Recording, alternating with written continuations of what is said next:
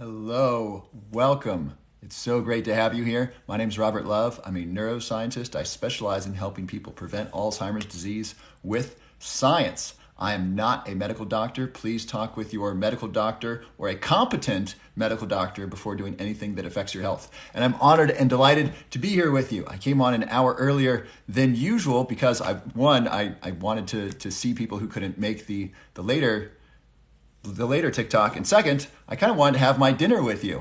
Today is about answering your questions about food and as it relates to Alzheimer's disease and dementia and ADHD. And I wanted to show you that I actually eat the stuff that I talk about. And so grab your dinner, grab some healthy food, grab some delicious food, maybe some smashed fish, some sardines, some herring, some anchovies, and I'd love to talk to you. Is this the one about ADHD? Hi, Drick Celeste. Yes, I do talk about ADHD, but not exclusively. What does smoking at a young age do to your brain? Really bad things. I do not recommend it. What does saffron do? Saffron's anti-inflammatory, antioxidant. Here's what I'd love as people are coming in. Would you please put your first name and where you're from? I'd love to see where people are from. Last night we had people from all around the world. We had some people from Africa. We had someone from Egypt. We had someone from North Korea and Afghanistan. That was really interesting to me. People from Australia, people from all around the United States. Please drop just your first name and where you're from. I'd like to know who's here. I'd like to say hi. California. I'm going to go through this slowly here. Victoria, California. Hi. Marwa, Afghanistan. Welcome. Denise from Florida. Hi, Denise. Danielle from Ohio. Hi, Danielle. Laura from Houston, Texas. Hi. Vanessa from Jamaica, man. Great to see you. Becca from Ohio. I'm sorry if I missed some. It scrolls a little faster than I can talk. Tone from Norway. Hi. Rosie from Tennessee. Dorinda from Halifax, Nova Scotia. JR from Toronto. Chicago. Love your videos. From Paget from Toronto.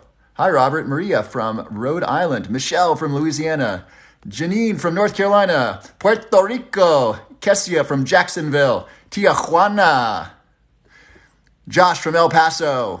I'm sorry if I skipped you. It didn't mean to do that. Chicago, Mississippi, Indiana, Claudia from Paraguay, Yee from Florida, Jill from Alabama, Josh from El Paso, Texas, Jocelyn from Washington, D.C., Seoul, South Korea. Wonderful. My favorite artist, Min Jae Lee, is from Seoul, South Korea. If you want to see some amazing art, search Min Jae, M-I-N-J-E, Min Jae, and then Lee, L-E-E.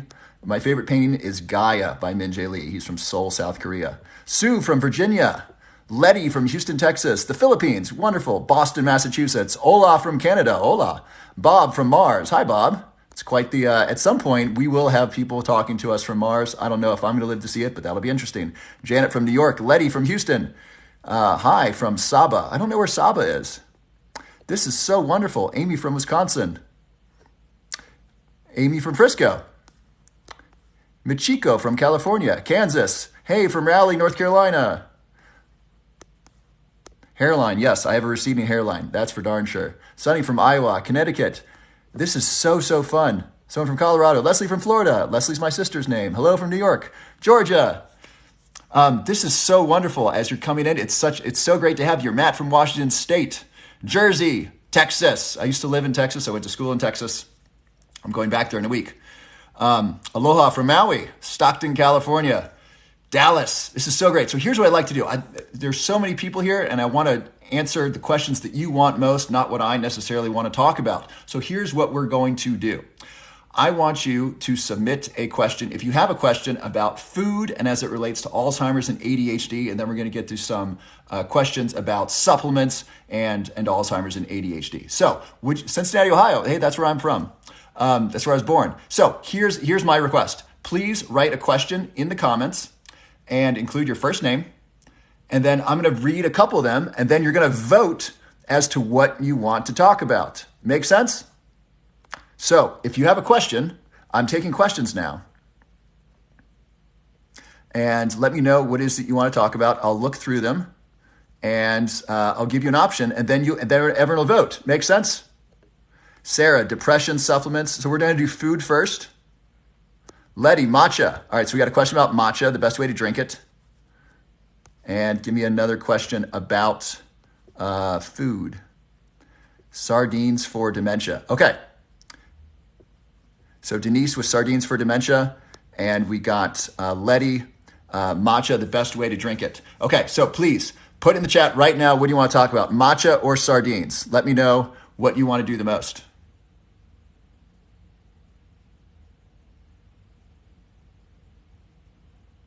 Matcha or sardines? And then we're going to get to another one. Sardines. Matcha, matcha. Matcha, sardines. Matcha, sardines. Sardines. Matcha. Matcha. Sardines, matcha. Sardines, matcha. I think matcha's winning at this point. Sardines. Both. Sardines, matcha. Sardines, matcha. Matcha. Sardines. Okay. Matcha, sardines. These are great. Sardines, matcha. I think matcha wins. We're gonna do matcha, and then we'll do quick sardines. Sound good? Okay, that was fun. Thank you for voting. So I brought this here. This is my favorite type of matcha. It's called Gold Premium Matcha Powder. This is so good. I have a friend who's half Japanese. He said, Robert, I don't appreciate you usurping my culture. And he was joking because this is such good matcha. So why is matcha so good? Matcha is great because it's like green tea on steroids. It's 10 times the antioxidants on average than green tea. Research from Japan found that people who drink 2 cups a day of green tea have a 40% reduction in their symptoms of dementia. That's wonderful. And that was a research of over 1,000 people. This is a population study where they say, hey, how much green tea do you drink? And then they see what their symptoms of dementia are. Green tea is great for your brain. It increases, so it's got caffeine, which increases focus and attention in a lot of people. And it's got L-theanine. L-theanine is an amino acid found in green tea and black tea. And what L-theanine does, it produces a relaxation, a calming effect. It reduces stress, reduces cortisol. This is like a calm focus. Coffee is like a jittery focus. And I like coffee. This is much more of a calm focus. And sometimes what I'll do is I will take coffee and I'll add L-theanine to this. That's really great. So that gives like a really calm focus. And so I'll add L-theanine to my coffee oftentimes. 1,000 milligrams of L-theanine is a lot. And if you're going to add L-theanine to coffee, you can probably start with 200 milligrams. Try that, see if you feel it. Try up to 4, maybe 5. If I take, sometimes I'll take, well, I used to do this. I used to take my Adderall, and then I take 1,000 milligrams of L-theanine, and I was just like dialed in, focused, because I had the Adderall bringing me up and the L-theanine creating this great focus. So matcha, how to make it. So I like to make matcha similar to my coffee.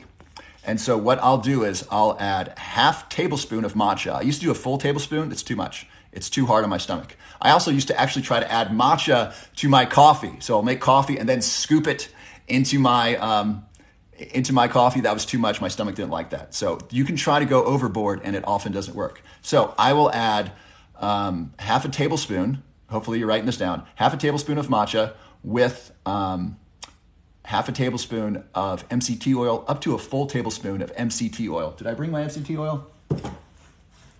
I don't think I did. So MCT oil, and then blend it. Blending is really important. It creates a nice creaminess.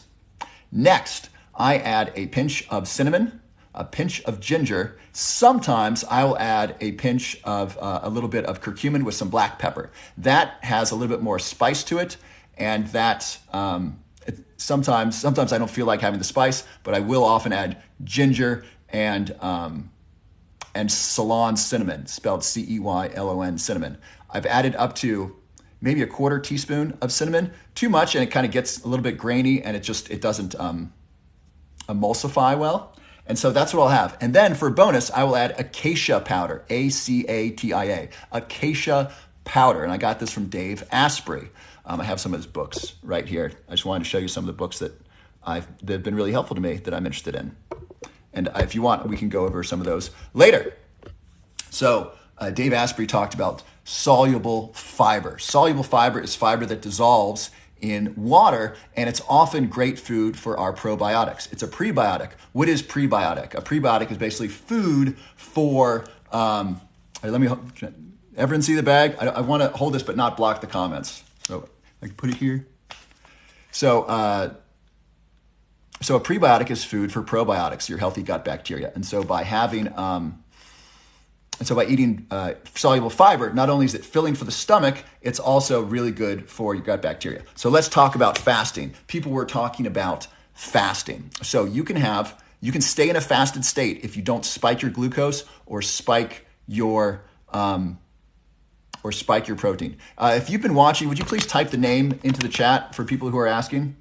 It's Gold Premium Matcha Powder by SB Organics. I bought this online. A lot of the things I show you, you can buy online. So if people ask, would you all be awesome and just type that into the chat? So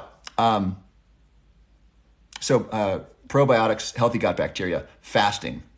So if you don't spike your insulin or spike your mTOR, which basically means you don't have sugar or protein, you can stay in a fasted state and still get the metabolic benefits of fasting. Again, I want to thank Dave Asprey for sharing this with me.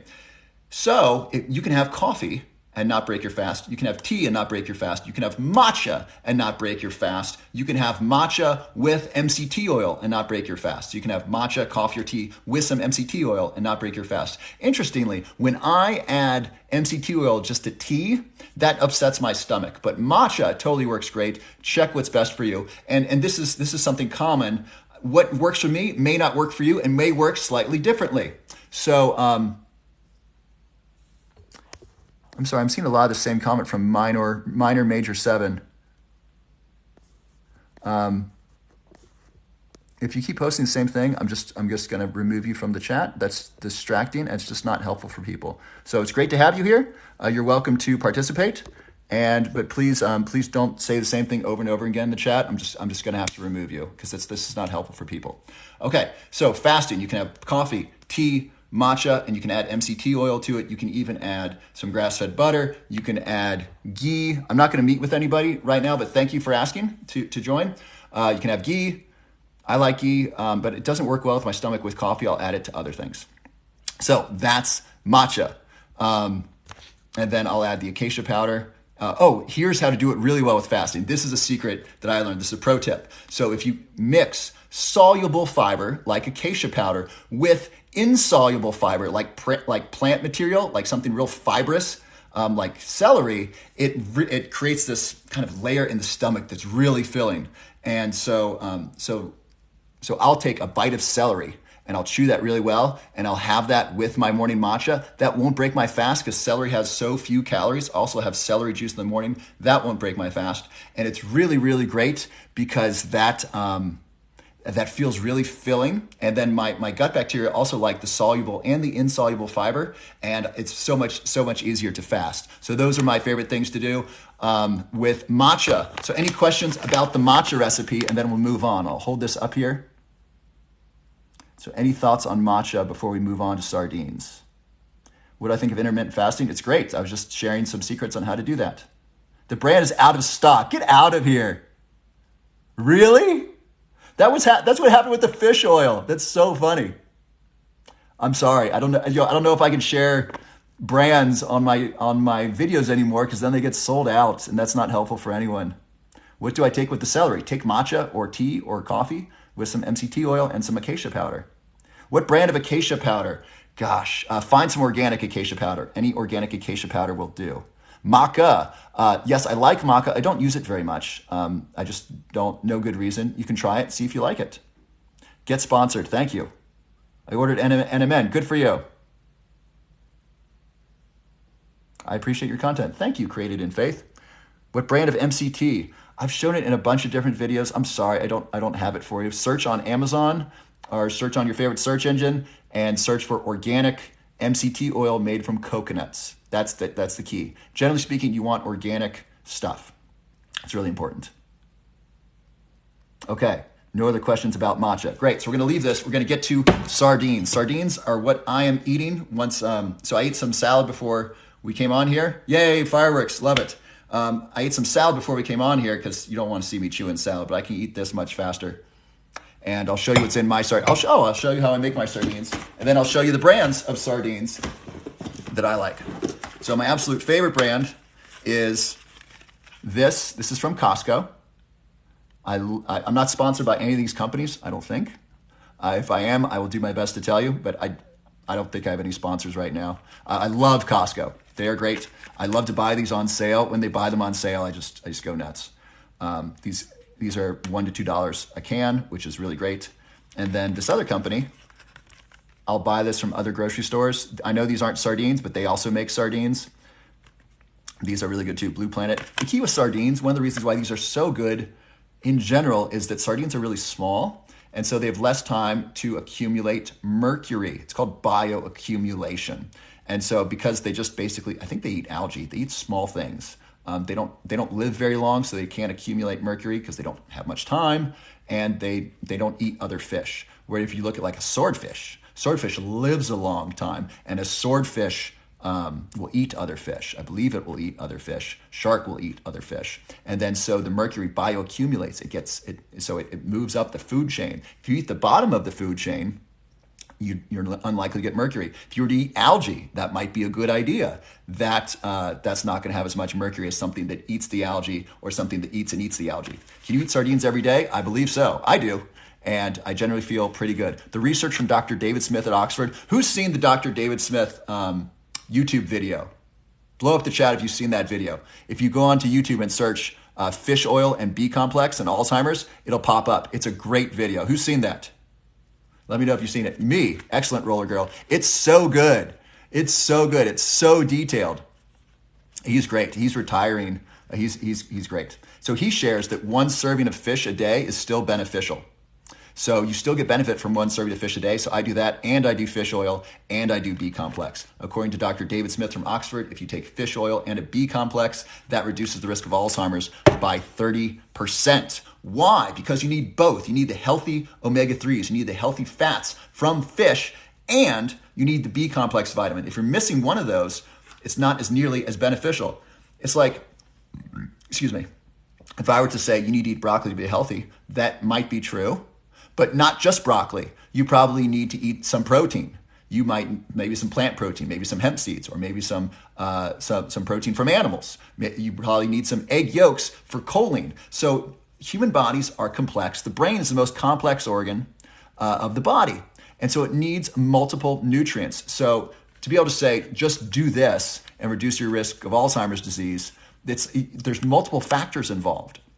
And so your brain needs many different things to be healthy. Some of those things are fish oil or omega-3 oil specifically, and omega-3 fatty acids, and the B complex vitamins for health. And so it's not one or the other, it's both. And so it's interesting that the research was on fish oil and heart disease. It showed a benefit, and then it didn't show a benefit. Fish oil and brain health, it showed a benefit, it didn't show a benefit. Why? Well, because some of these people probably had adequate B vitamins, and some of them didn't. But the data on fish, like for example, eating sardines have Bs. They have B complex. And so this has both of them. I'm not saying don't take a B complex. I recommend taking it every day. I take maybe 1 day off a week from supplements, or 2 days off a month or something. I don't take them every single day. I like to cycle on and off of them. But generally speaking, you want to take a B complex most days to make sure that you have adequate Bs, especially if you're vegan. There's no non-animal source of B12. The B12 that you get from the, I stumbled on this last night. The flakes,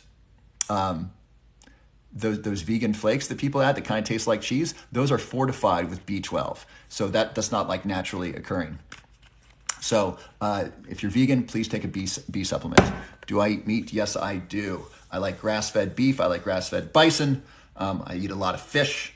I'll do grass-fed lamb and so forth. So any questions about sardines? Oh, how do I make my sardines? Let me show you. So I like this. I'm almost done with this, which is good because I'm moving soon. I get this, guess where? At Costco. Nutritional yeast. Yes, that's what I was thinking of. Nutritional yeast, that is fortified with B12. Nutritional yeast doesn't naturally have B12. So there's no natural non-animal source of B12 that I'm aware of. If there is, let me know. So I'll add this. And this, I talked with Max Lugavere about this a couple years ago. I interviewed him for a Burning Man event. I said, hey, what about adding vinegar to protein to help break it down? He said, well, your stomach is so acidic, it probably doesn't matter. He might be right. And I like to add it. I like to add it maybe 20 minutes before I eat it to have it break down some of the protein. I think that makes it more digestible. I like the impact of this on my stomach. The research on apple cider vinegar, it's not super clear about how beneficial it is. I think it's beneficial, and people report it really helps with heartburn and other issues. So I really like it.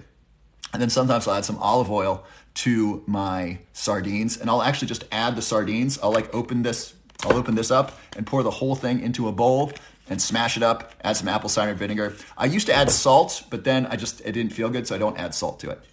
So any questions about sardines? And I'm gonna have a bit of sardines. Thank you for this food. Thank you for the fish. Thank you for these wonderful people who I get to share the evening with.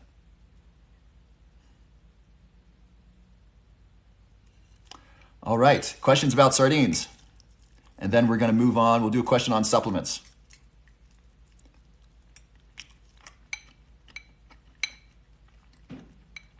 Yay, good job, Yay. You're welcome for the free info. Can eat other fish. So let's talk about other fish. Write this down.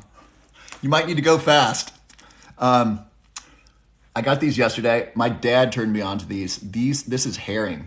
So if you haven't had herring, this is so darn good. This is pickled herring. It's sweet. It's so good. So sardines are really fishy. They smell fishy. It smells and looks like cat food. It's an acquired taste.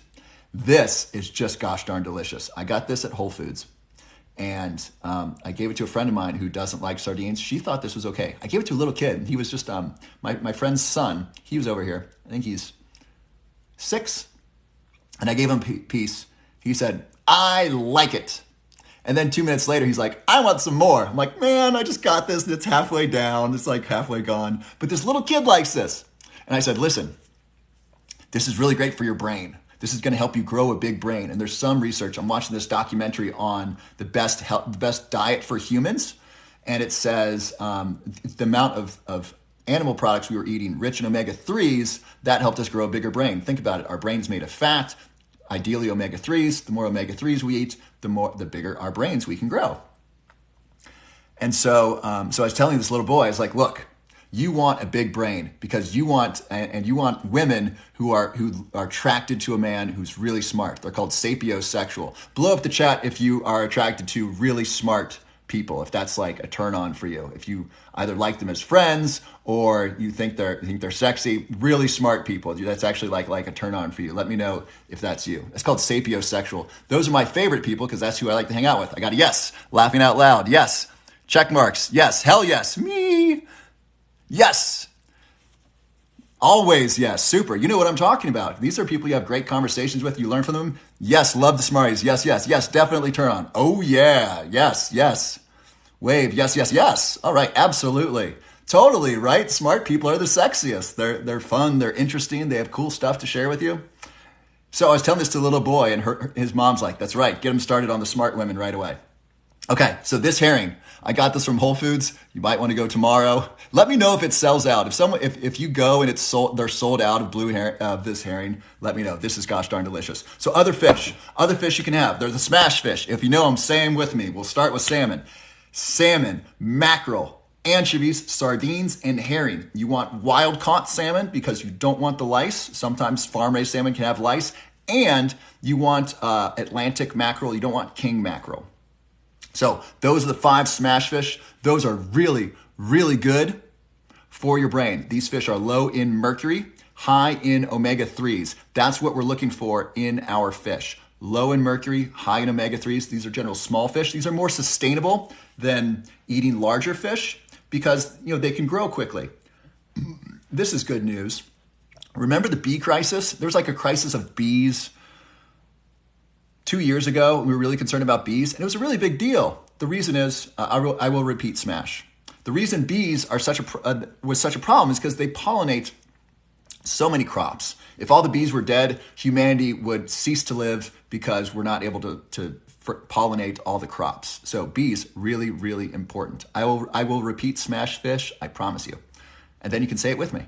So there's this bee challenge, and then we were worried about Monsanto, and they were killing the bees and so forth. They were really able to recover quickly because bees were cheap to grow. Like if you have a queen, you can give them the nutrients, and they can repopulate. And so smash fish are really sustainable because they're so small. Sardines are small, and so you want these small fish. These are really, really good. So smash fish, are you ready? Say them with me if you know them. We're going to start with salmon, then we're going to repeat them again, so that way everyone else who's just learning about them can say them. Smash fish. Here we go. 3, 2, 1. Salmon, mackerel, anchovies, sardines, and herring. Okay, one more together. Salmon, mackerel, anchovies, sardines, and herring. You want wild-caught salmon because you don't want the lice from farm-raised salmon, and you want Atlantic mackerel, not king mackerel. Great job. Give yourselves a round of applause. Okay, smash fish.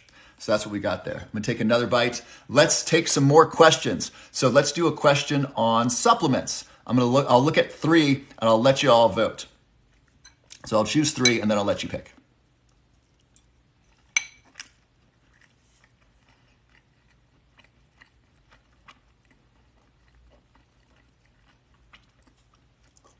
Oh, please post your first name with your question.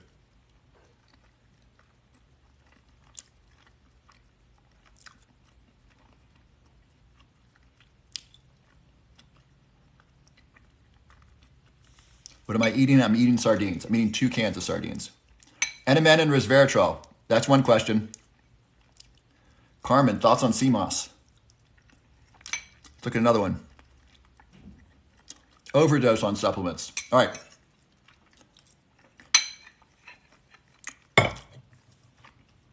I'll answer your questions about sardines.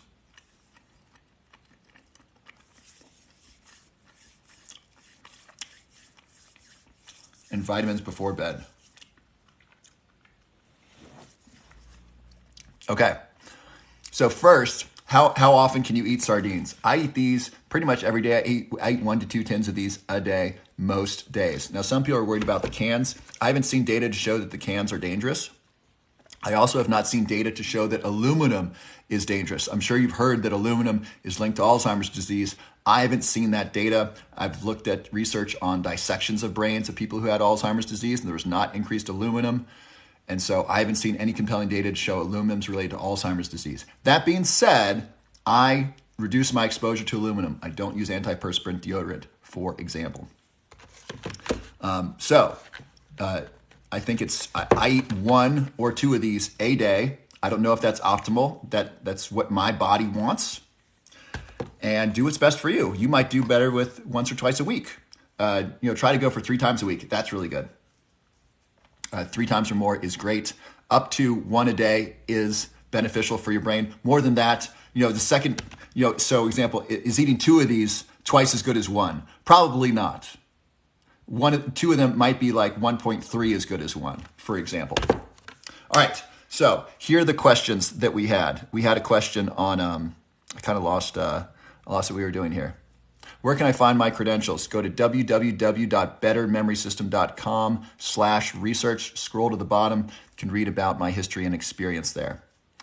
And by the way, would you all do me a favor? If you're on a video and someone asks about my education or credentials, would you please post that link? I'm trying to share that with people, and I'm getting so many comments now, I'm not able to see them all. But if you see that, would you please just post www.bettermemorysystem.com/research, and the information is there, because I want people who are interested to know my background. I try not to take up too much time talking about it.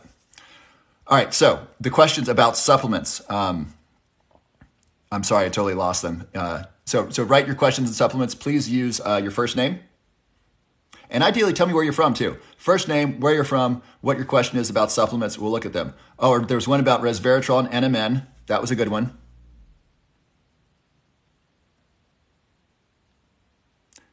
Chris, we got glutathione detox. I'm not going to repeat about sardines. I will post this video on YouTube. You can watch it.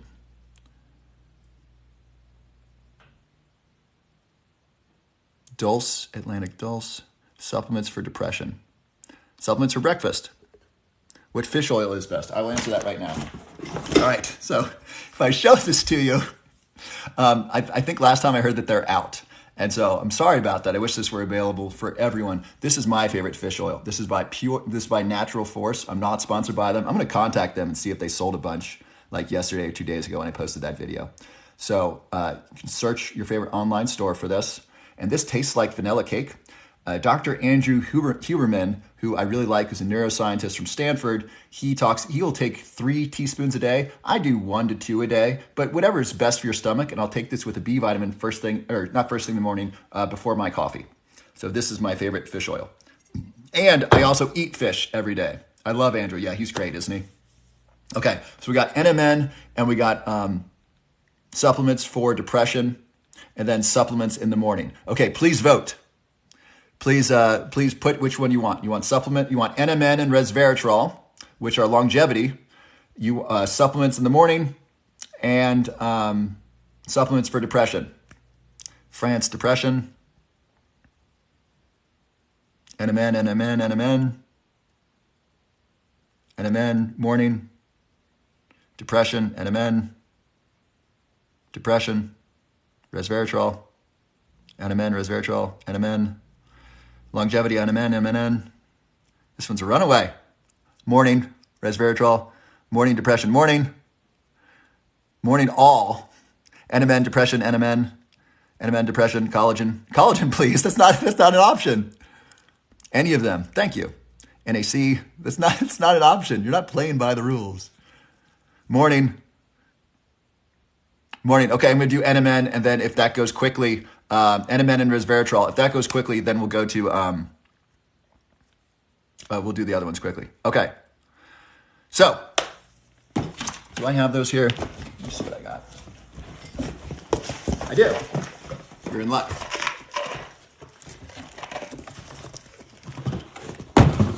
Okay.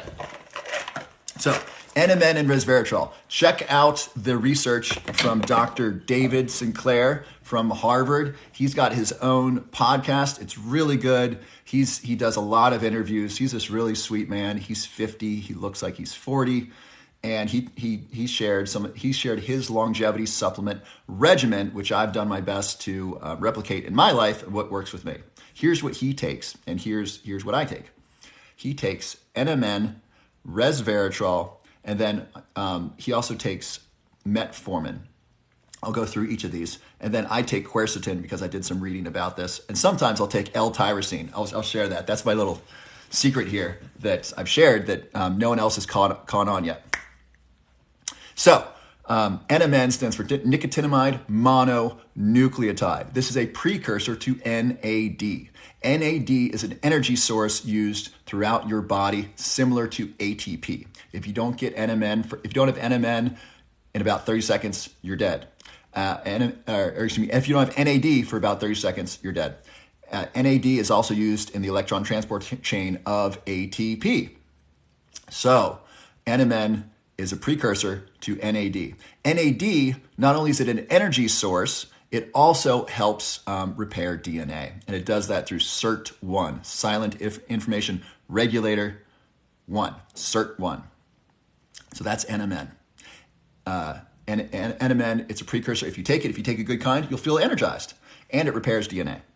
Secondly, there is Resveratrol. Now, there's some controversy on the benefits of Resveratrol. Dr. David Sinclair came out, I think it was 2000, about Resveratrol and Red Wine. It's this huge 60 minutes video. Who's seen the 60 minutes video with Dr. David Sinclair and Resveratrol and Red Wine from 20 years ago? This is his big fame thing. Who's seen that?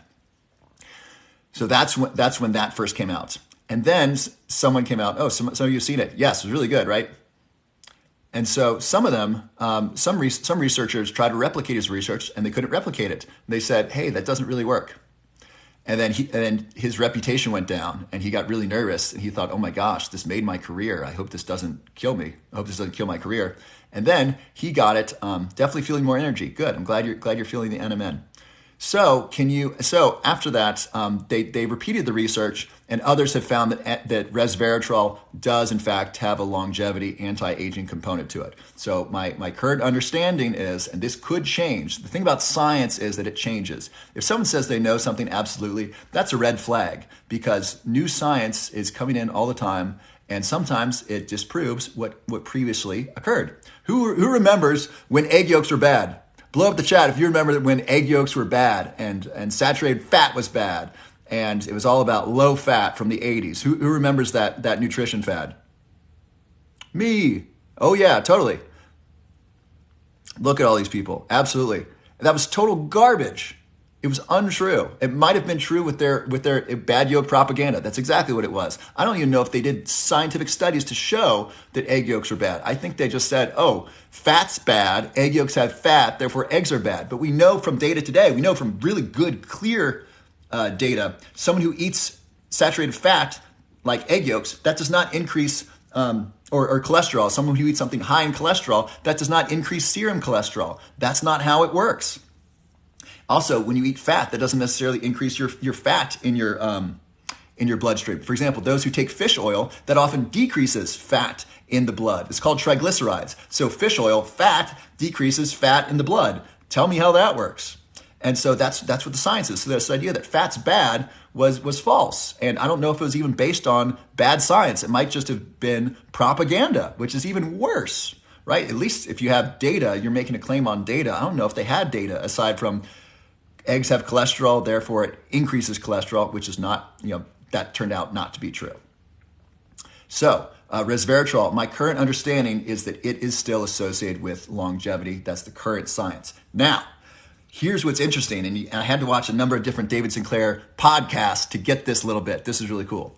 The mice who took resveratrol every other day, so let's say Tuesday and Thursday and Saturday, they lived longer than the ones who took resveratrol every day. How does that work? So David Sinclair doesn't know, but he hypothesized that taking it every day stresses the body more, and that's really good. So intermittent fasting is a stress on your body.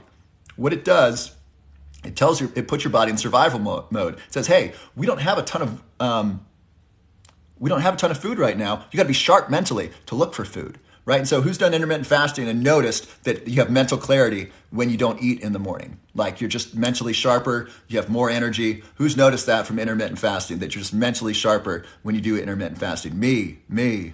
Yep. Yeah, my sister told me about this at first, and I thought it was bonkers. I was like, Julie, are you telling me that if I don't eat in the morning, I'm going to be mentally sharper, and there's data to support that? And then I tried it. It's like, wow, I'm not thinking about food, and I have an extra hour or two of work in me in the morning. Yes, it's totally, right? So that puts you in survival mode. Dr. David Sinclair's hypothesis is that taking resveratrol every other day, what that does is that that creates more of a stress in the body, and having these light stressors in the body increases longevity. And this is what they found in monkeys. And so in the 60 Minutes video, if you watch this, it's really interesting. You look at the monkeys that were well fed, and then you look at the monkeys that were deprived of calories. They're much younger looking. They're thinner, they're leaner, they're younger. The older monkeys are fat and slower, and their fur looks less good. And so the deal is that by fasting, by stressing them regarding food and not giving them all the food that they want, this put their body in survival mode or hit the survival gene, and this increases longevity and slows down the aging process. That's Dr. David Sinclair's hypothesis based upon his research, and that's currently my understanding as well. Now, you want brands. I don't have a brand of NMN for you. And the reason is that the NMN I was taking, so Tony Robbins shared this, and he talks, and by the way, if you haven't gotten this book, who's gotten this book, Life Force by Tony Robbins? You can basically get it for free, $10 plus shipping. This book, it's, how many pages is this? It's 400 pages, 600 pages. Who's got this book?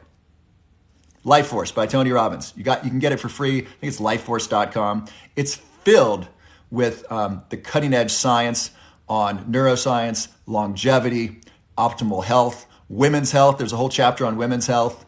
Yes, it's wonderful. Thank you, Primal Phoenix. Yeah, this book is really great.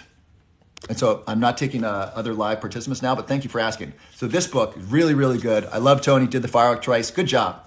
I think he's great. I think he's a national treasure because he's so rich at this point. He's got to be a billionaire. He's got interest in 100 companies. He's still working. He's still working because he wants to impact people. It's not about the money at this point. He likes the money because he can do stuff with it. And he can reach more people, and he can, he can do work for free, and he can go and he can give money to his favorite charities. So he still take the money, but he doesn't need the money. This man does not need money, and he put this book out for free so we could have this information and live better lives. And I'm going to try his NMN. I haven't tried it yet. His claim that he makes is that his NMN is more shelf stable, and the challenge is that a lot of the NMNs out there, they sit on the shelf of a warehouse for longer than 30 days, and they decrease in quality. And so I don't want to recommend an NMN supplement to you that is not going to be helpful to you. And so I don't want to do that. And so I'm not going to show you what I've been taking because I'm suspicious as to whether or not it was whether it's going to be on the shelf for too long. So I don't want to do that to you. I will tell you the resveratrol that I take. This is the company. It's called Tonic. I also take their Alpha GPC. Alpha GPC is a choline precursor or an acetylcholine precursor. And so TONIQ, resveratrol. So what I did was, and Dr. David Sinclair shared this, what you want to do is you want to open up the capsules, and it should taste like burnt popcorn. This tasted like burnt popcorn. And I didn't want the NMN plus the resveratrol because I wanted to have resveratrol. I wanted to have NMN most days and have resveratrol every other day. And so I didn't like the supplements that combine them. This one is just resveratrol, and it tastes like burnt popcorn, which is the sign that it's good. It's unlikely you're going to notice resveratrol. You will notice a good NMN. A good NMN, you feel it. Someone posted that they took NMN and they noticed a difference. I noticed a difference when I was taking good NMN. This one you're not going to notice, probably. You also might not notice curcumin or cinnamon, for example, as supplements. I think those are great supplements. I think they're valuable. These are long-term supplements. These are long-term investments in your brain health and your overall health. Why? Because this is anti-inflammatory. You want to take things that reduce inflammation in your body over time. And curcumin, I think, is one of the best things. People have been asking if I could give one supplement. It's really hard for me to say one. It's like, who's your favorite child? It's hard to choose. Oh, here's a great joke from my mother. And so my mother has 4 children, so I have 3 siblings. And people say to my mother, do you have a favorite child, or who's your favorite child? Joking. And she said, well, of course I have a favorite child. It's the one who's sleeping. And if you're a parent, you really understand that. I'm not a parent, but I have a lot of friends who are parents. So the one who's sleeping, that of course is your favorite child. So if I could choose one supplement for everyone, generally speaking, I might choose curcumin. The data is so clear on curcumin, and it's so safe. It's got massive benefits. I might choose that one. Another one I might choose is lion's mane. Lion's mane, there's a ton of data on it. Lion's mane is just great. And that helps increase the number of brain cells, also has an antioxidant effect. If I were to choose one nootropic for everyone, it might be Huperzine A. And the reason is Huperzine A is super safe. Huperzine A and Aniracetam are 2 of my favorites. Huperzine A is safer for more people. It's also a supplement. It's easier to find. So if I could choose one supplement, it might be curcumin. So a lot of people ask me, what do I do if I'm on a budget? I totally understand. You don't need to do what I do.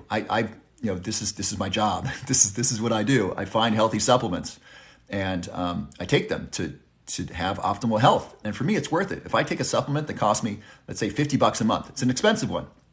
It costs me $50 a month. What if it improves my productivity by 1%? Is that worth it? What if it gives me 1 extra hour of productivity just one day? If it gives me 1 hour of focused productivity, is it worth $50? Well, for me, it is. It might not be for you.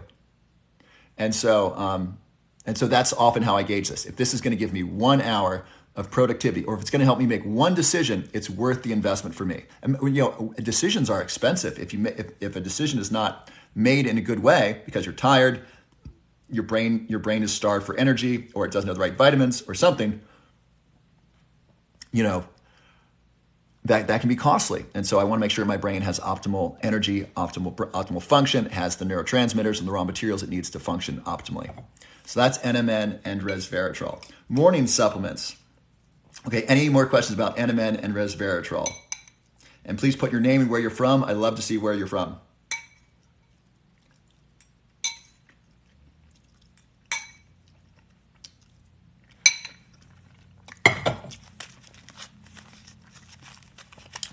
This is what I'm eating. Sardines. And this is my new favorite salt. It's really tasty. Hello, Holly. Hello, Virginia, DC, Winnipeg. This is for ADHD. We're going to talk about ADHD.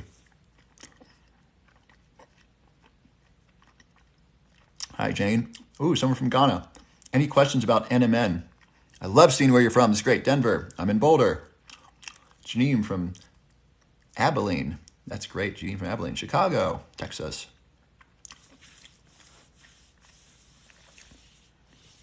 Okay, so no questions on NMN. That's great. I love seeing where you're from. This is so fun. Scotland, North Carolina.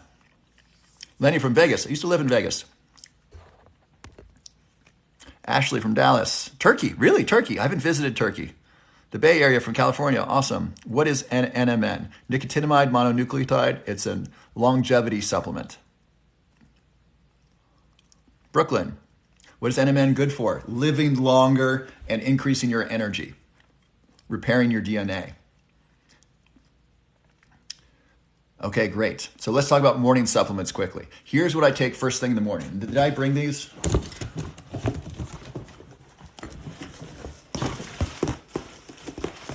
Yes. I got something for you. Okay. So I'm going to give you my morning routine. So before I go to bed, I make celery juice. I take 3 sticks of celery with 1 pint of water. This is a pint of water. Half a liter of fluoride-free water, ideally. And I blend that in a blender. And I blend it until it's like really fine. And then I strain that through a fine mesh strainer. I take that liquid, put that in a pint glass. It fits really well. And then I put that next to my bed. As soon as I wake up in the morning, that's what I have. It starts my day off great. And at first, I would get headaches from this. I think it has had a detoxing effect. And now I don't get headaches. I just feel good. I feel more emotionally balanced during the day. I just have a better day. And so I really recommend celery juice. All kinds of benefits to it. There's whole YouTube videos just about the benefits of celery and celery juice. So that's what I start off with. Next, supplements. Magnesium glycinate. I start off with this. It's really bioavailable. And it's well absorbed by the body, and it doesn't have negative side effects. The cheap magnesiums, these are the ones you want to avoid. They're likely to have, can cause diarrhea or disaster pants. This is magnesium oxide and magnesium citrate. Avoid those. Those are not good. And there's a great video, I think I posted it on TikTok, from Dr. Tarun. He's a medical doctor, and he talked about the different types of magnesium. I posted that. He did a really nice job. I'll probably make a video on that. So I start that with magnesium. I used to do this, and then I'll take a selenium tablet as well, and zinc. And I take my minerals on an empty stomach. Then I'll go outside, go for a walk in the sunshine for about 20 minutes, and I'll think, I'll talk to myself, I'll look at pretty flowers. There's a house being built. There's actually 3 houses being built down the street from me, so I'll watch the construction. It's really interesting seeing a house being built from the ground up. Kind of expands my mind to see how things are formed. And then I'll start my day. I'll do a cold shower and then some Wim Hof breathing. And so morning supplements. So that's what I take in the morning. I take my minerals. I really like this company don't take their zinc first thing in the morning. That I was throwing up totally taking that. I would take that and take a cold shower. I'd throw up in the shower taking the liquid zinc. Don't take the liquid zinc. I take the zinc from Garden of Life. That supplement works well with my stomach. If zinc doesn't sit well in your stomach, I understand. Take it with food. So the reason you don't want to take minerals, generally speaking, with food is that sometimes they compete with each other. So copper competes with absorption for zinc, and calcium competes with absorption for magnesium. So I want to take these on an empty stomach. So first thing in the morning, that's what I take. And then I will take my longevity supplements with some fish oil. I'll take fish oil, B-complex vitamin, NMN, resveratrol, quercetin. Oh, I forgot to share with you my secret. I was going to the airport and reading some research, and I found this. This is really cool. Write this down. L-tyrosine with longevity supplements. Here's what I found. I found that L-tyrosine somehow facilitated SIRT1. SIRT1 is silent information regulator 1, which helps repair DNA. And so I read that. I got really excited. So I don't know if anyone has combined L-tyrosine with their longevity supplements to increase the effectiveness of the longevity supplements. And so I don't know how to do this research. It would probably require a blood test to see the difference, but that would be really cool. And so sometimes I will take L-tyrosine with my longevity supplements. I think for some reason I haven't. I don't know why, but now that I mentioned that, I'm going to put that back in with my longevity supplements. L-tyrosine, by the way, you will feel the L-tyrosine. It's an amino acid. By the way, here's a little key. When something starts with an L, L-tyrosine, L-theanine, those are usually amino acids. Amino acids are kind of short chains of that when strung together become proteins. An amino acid is a shorter version of that. I think there's like 20 amino acids and 10 are essential or something. Someone can check me on that.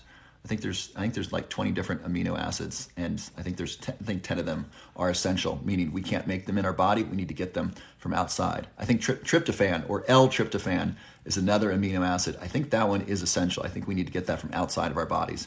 By the way, L-tryptophan is a precursor to 5-HTP, which is a precursor to serotonin, and serotonin is a precursor to melatonin. I think it is. They're very related. I don't know if we turn serotonin into melatonin in the pineal gland or if or how that works, but those are like daytime and nighttime of the same neurotransmitter or hormone. Melatonin is a hormone.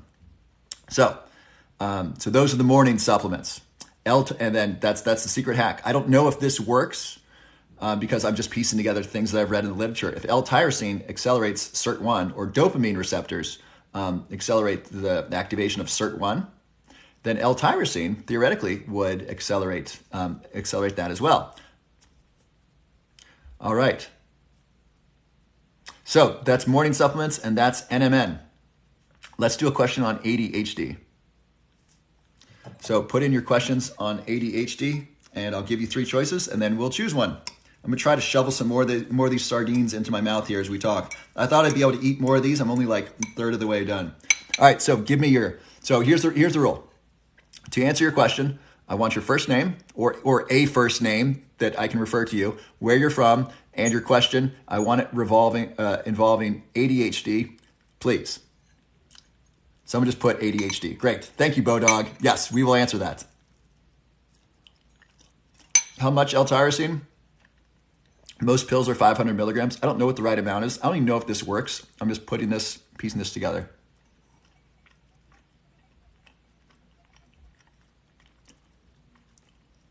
Nikki from PA, best supplements for focus. Okay, we got one.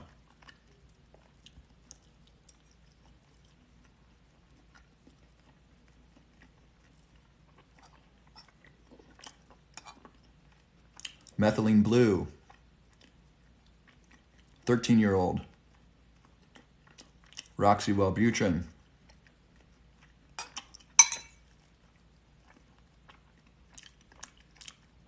L-tyrosine shouldn't be taken daily. That makes sense.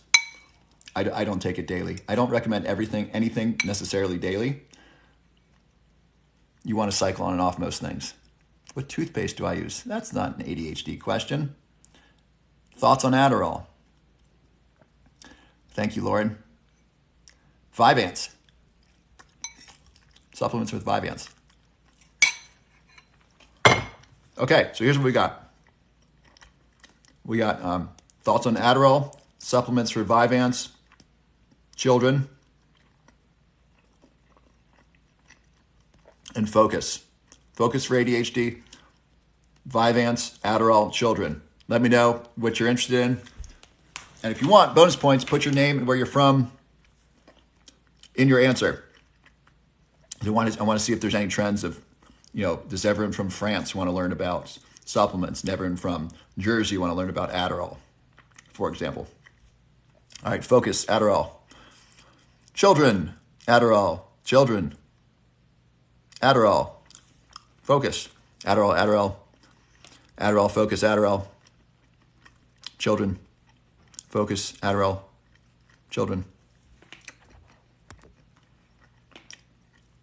Focus, children, Adderall, Adderall's winning, I think. Children, Adderall, energy focus. Children focus supplements. Adderall. Thank you, Tim from Kiev. Tina from Alabama, curcumin. Kids sports with ADHD. Vyvanse. Children, focus. Children, focus. Vyvanse, Adderall. It's between Adderall and children right now, which is surprising. I would have thought focus.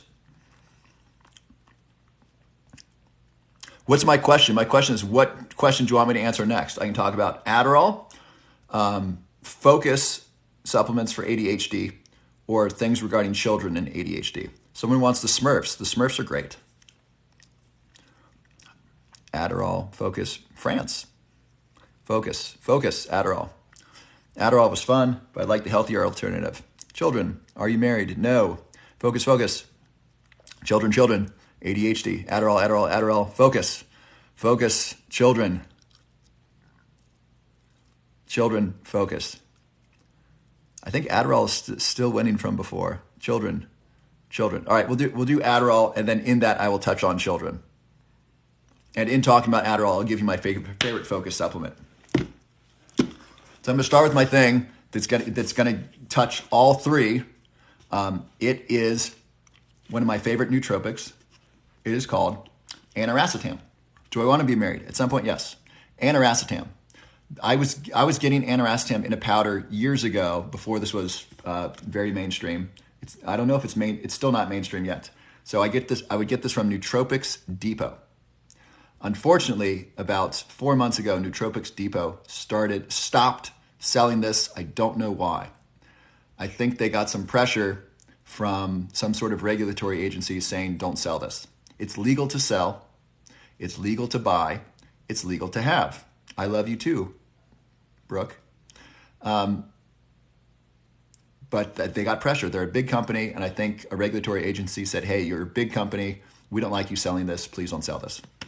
So they didn't. So you can't buy this from them anymore. So you kind of have to find your own. And let me just plant this seed. I just started my Patreon. And a Patreon is a way for you, the subscriber, you, the viewer, to become a patron and to financially support what I'm doing here. So that way I don't need to rely on outside sponsorships to fund what's happening here. And so if you want to be a patron of the show, you can go to patreon.com/RobertWBLove. And I think there's a link below my profile. If someone wants to check that link to see if it works, that would be great. I tried it on my phone. It didn't work at first, but it might work. So if someone wants to check that and see if that Patreon link works, that would be super great. And so if you want to, you can sponsor for just a couple bucks a month. If you become a Patreon sponsor, I will tell you where I get my Aniracetam right now. It's changed recently because it's been difficult to find. Let me tell you about the benefits of Aniracetam. Good question. If you're new to this, you might think, what the hell is he talking about? Great question. Aniracetam increases something called acetylcholine. Acetylcholine is what I call the master molecule of memory. It is a neurotransmitter involved in memory, specifically in the hippocampus. The hippocampus is your memory center of your brain. This is really, really important. Someone just said it works. Yeah, it's really great. This is my favorite thing to give to people. If they're not feeling good, I love to take this to Burning Man. I'll give them Aniracetam and alpha GPC, and then and a B complex. They're like, oh my gosh, I feel so much better. It's great. I took some today. So Aniracetam in double-blind, placebo-controlled studies improves memory in those with early and middle stage Alzheimer's disease. Let me say that again. Aniracetam in double-blind, placebo-controlled studies, I think conducted in Europe, reverse memory loss in early stage and middle stage Alzheimer's disease. Let me show you what this looks like. So a normal person with Alzheimer's, their memory's going down, and then nothing changes. Their memory continues to go down. It gets worse. So in this double-blind, placebo-controlled study, the placebo group, their memory, let's say they started here, they took the placebo every day for 6 months, their memory continued to go down. Here's what happened with the Aniracetam group. Their memory went down, it leveled off, and it started getting better. By the end of the study, their memory was better than when they started. That's amazing. That's absolutely amazing. And when I tell people this, and I put together sheets of research And I took this to influential people. I said, hey, you know someone who's at a pharmaceutical company, give this to them. Let's make this. Let's sell this. There's data showing this is valuable. We got to get this out to the world.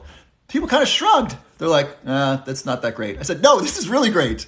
They're spending billions on anti-dementia, anti-Alzheimer's drugs that don't work. This shit works. This works. Not only on people with Alzheimer's disease, it works on healthy adults. I take it, I give it to my parents, I give it to my friends.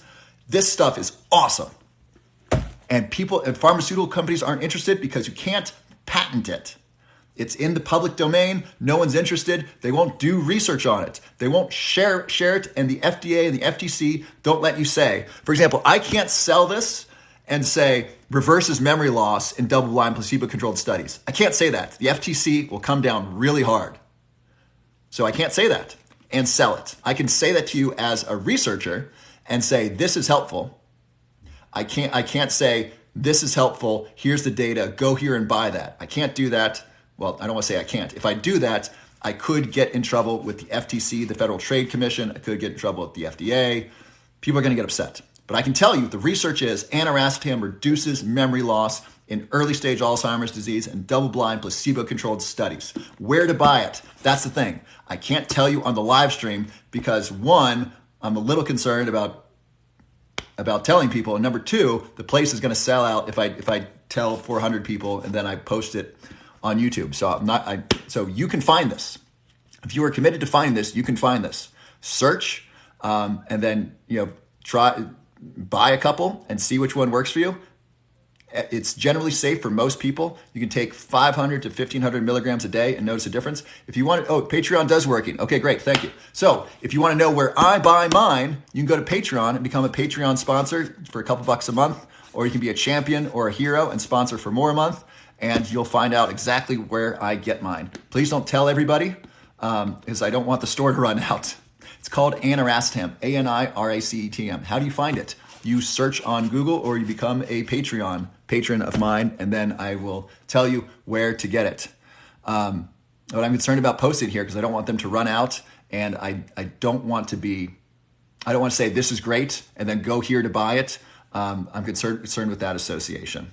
And it's perfectly legal to buy and sell. You don't need me to buy this. You can do it yourself. It took me, I was searching for 20 minutes to find a good buyer, to find a good seller, to be perfectly frank. So 20 minutes of work, you can find this. Okay, so that's Aniracetam. I really like it. Why this relates to ADHD. If I could give one supplement to children with ADHD, I would give Aniracetam in combination with other supplements.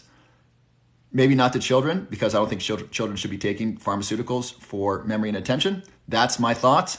But for adults, I'd recommend Aniracetam because, one, you need less stimulant medication to get the benefits. And number two, it works on a different neurotransmitter.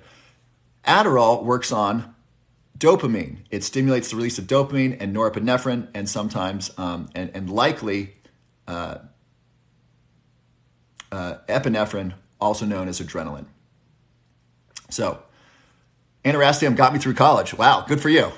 That's the stuff right there. I wish I had this in college. I would have taken a lot less Adderall and would have been a lot sharper. Also, I really like this with Adderall because when I just take Adderall, I'm prescribed Adderall, by the way. When I just take that, I'm kind of a jerk. I'm really focused. If you're not a book, if you're not work, I'm not interested in your feelings when I'm on Adderall. I'm on amphetamine. And that's what Adderall is, amphetamine or mixed amphetamine salts, if you read the ingredients. So with Aniracetam, I feel more emotionally sensitive. I'm more aware of people. I'm a nicer person. Also, music is more enjoyable. You get the tinglings down your spine listening to music more often listening to Aniracetam. So I will take it when I go out because I want to be a nice social person. I become a nicer person when I'm taking Aniracetam, for example. And so I really like it. And so if I could recommend one thing, can you see the jar again? Yes, called Aniracetam. This company doesn't sell it anymore. You can message them and ask them to sell it. I've messaged them multiple times, say, why aren't you selling this? When can I buy this? What's going on? And they said, we're not selling it. We'll let you know when we do. So I don't know what happened. I think they got scared to sell it. I think that's what happened. I don't know. They won't tell me. I've asked them multiple times. I took it, it gave me a headache. If it gave you a headache, you want to take it with a precursor. You want to take it with alpha GPC. I'll tell you the alpha GPC I take. I take this, tonic. Also, you can't buy this Aniracetam on Amazon because it's a pharmaceutical. It's a pharmaceutical that's available for purchase. It's not scheduled. You know, the FDA will schedule things like cannabis, marijuana is scheduled in Schedule 1, which means it has no healthy benefits. That's not true of marijuana. That's not true of cannabis. Harvard wrote a review of, you know, the 30 different things that cannabis is good for. It wasn't 30, but it was like 20. It's a lot. So the FDA is stupid and corrupt because they classify marijuana as a Schedule 1 narcotic. Interestingly, cocaine is too. According to the FDA, cocaine has more uses than marijuana. That's not correct. And so, but according to the FDA, it's not scheduled, which means you can buy Aniracetam without a prescription, and it's legal and safe to buy and legal and safe to sell. You just can't make claims on it because those claims have not been backed up by studies. So what I recommend is what I like to take with, this helps me with my ADHD. I also like to take this with Adderall. If I do take Adderall, I'll take alpha GPC, 300 to 600 milligrams. I'll take Aniracetam. I'll usually take 750 to 1,000 milligrams. I'll go as high as 15, but not usually. That's the max per day. I'll take those together with a B complex and fish oil. That's the winner for me. And then L-tyrosine. L-tyrosine is an amino acid found in protein that is a precursor to dopamine. So if I'm going to take Adderall, I almost always take L-tyrosine. Why?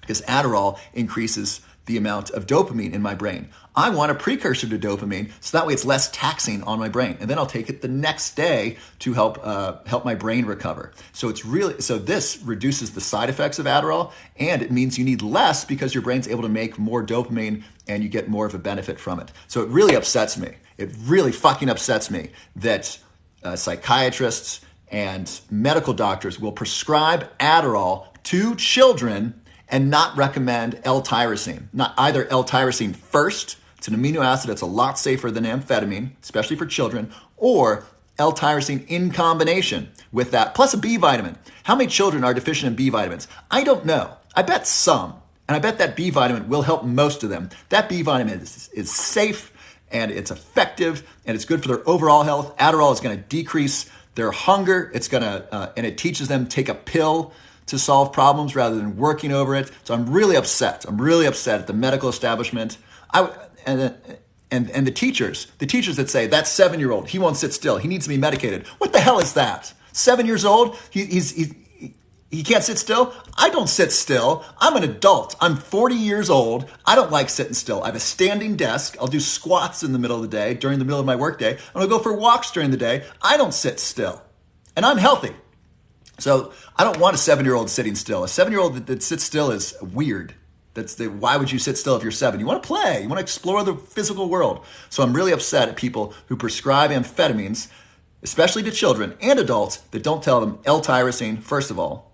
First it should be B vitamin, fish oil, and exercise. Not a medical doctor, not giving you medical advice. I would suggest that to most people. Certainly a B vitamin, exercise, and sleep.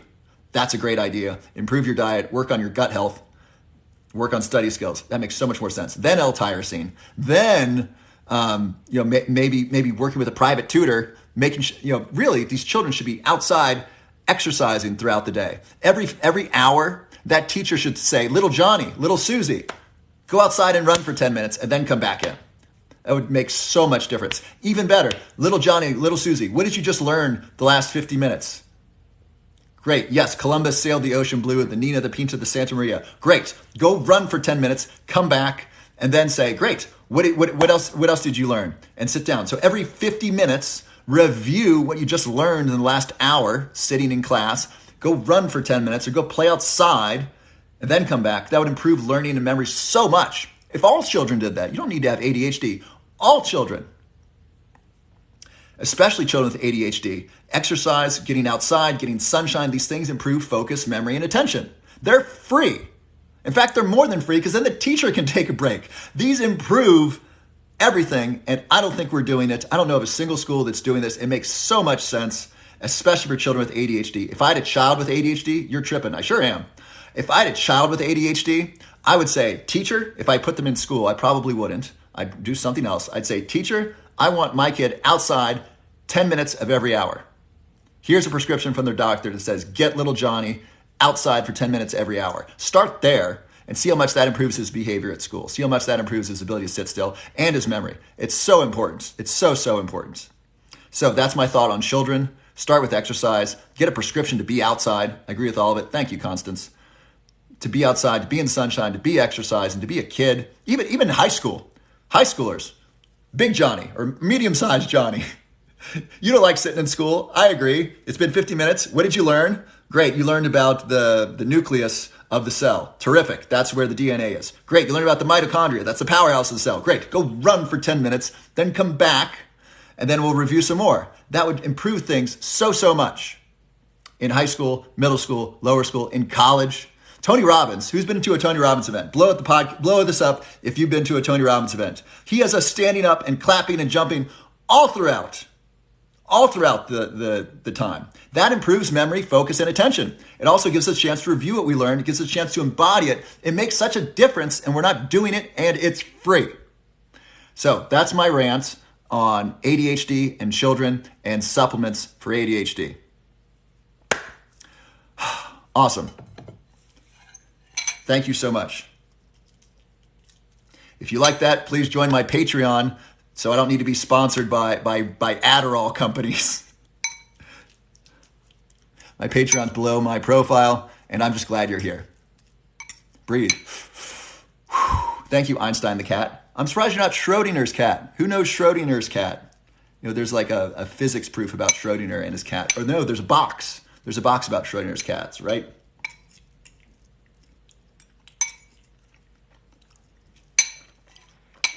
You're amazing. Thank you. We're glad you're here. I'm glad you're here. Okay. Oh, if you like this, please subscribe to my YouTube channel. I'm going to post this whole live there.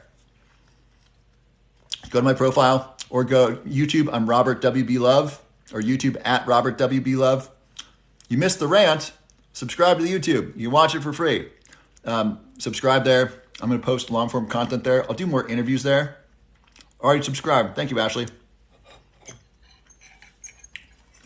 So, and then, oh yeah, something else I want to ask you. Who's interested in chronic pain? If you're interested in chronic pain, tell me what experts you follow right now. I would love that. I have a friend of mine who's creating a documentary on chronic pain. He wants to know some great people to talk to. And I said I would ask my TikTok followers because you're involved in health. You're involved in, a lot of you are over 50 and you want to optimize your health, reduce your risk of Alzheimer's disease. Tell me, who are you watching, listening to with chronic pain? Where did my pen go? There it is. So I'd love your thoughts on chronic pain. Glidin Healthcare, fibromyalgia. What You Sell necklace. I don't have a necklace. Squat University. Really? Is that a thing? Squat University. Sounds good to me. Mark Hyman. I love Mark Hyman. Does he talk about chronic pain? We're looking for people like exercise and stretching and so forth. I like Mark Hyman. He does really great work. Who else? Who else do you follow that is into like physical health? Knees over toes guy. Great.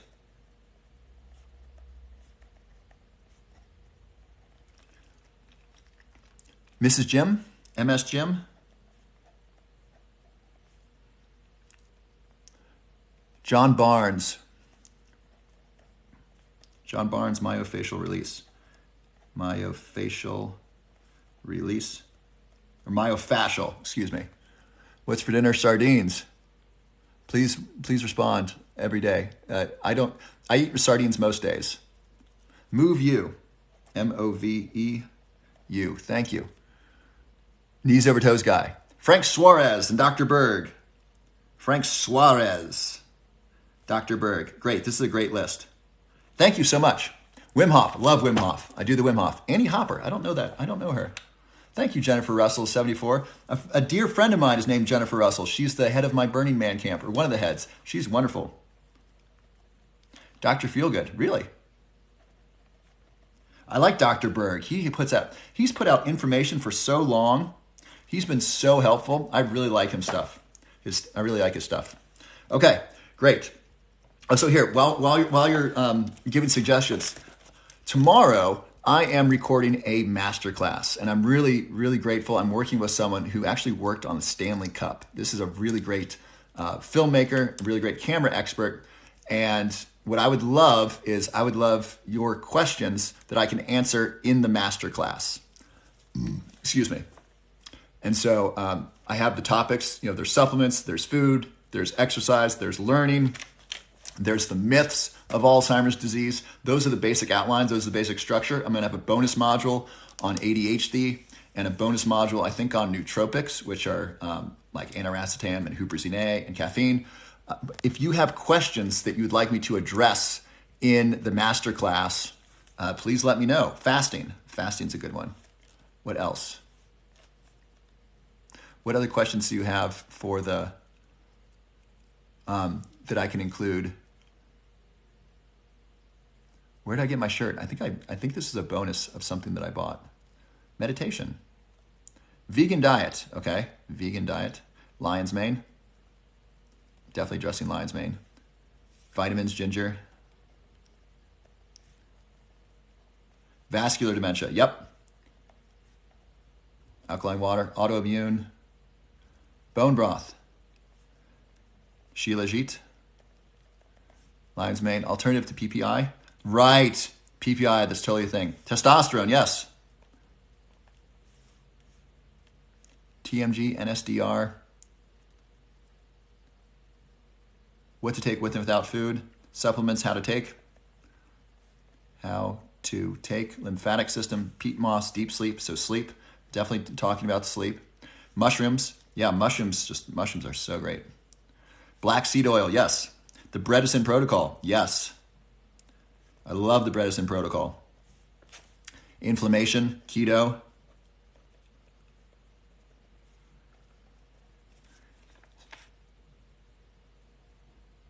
Ayahuasca, I haven't tried ayahuasca. Thyroid, ozone. So, sea moss. How long meds actually work. Pilates, totally.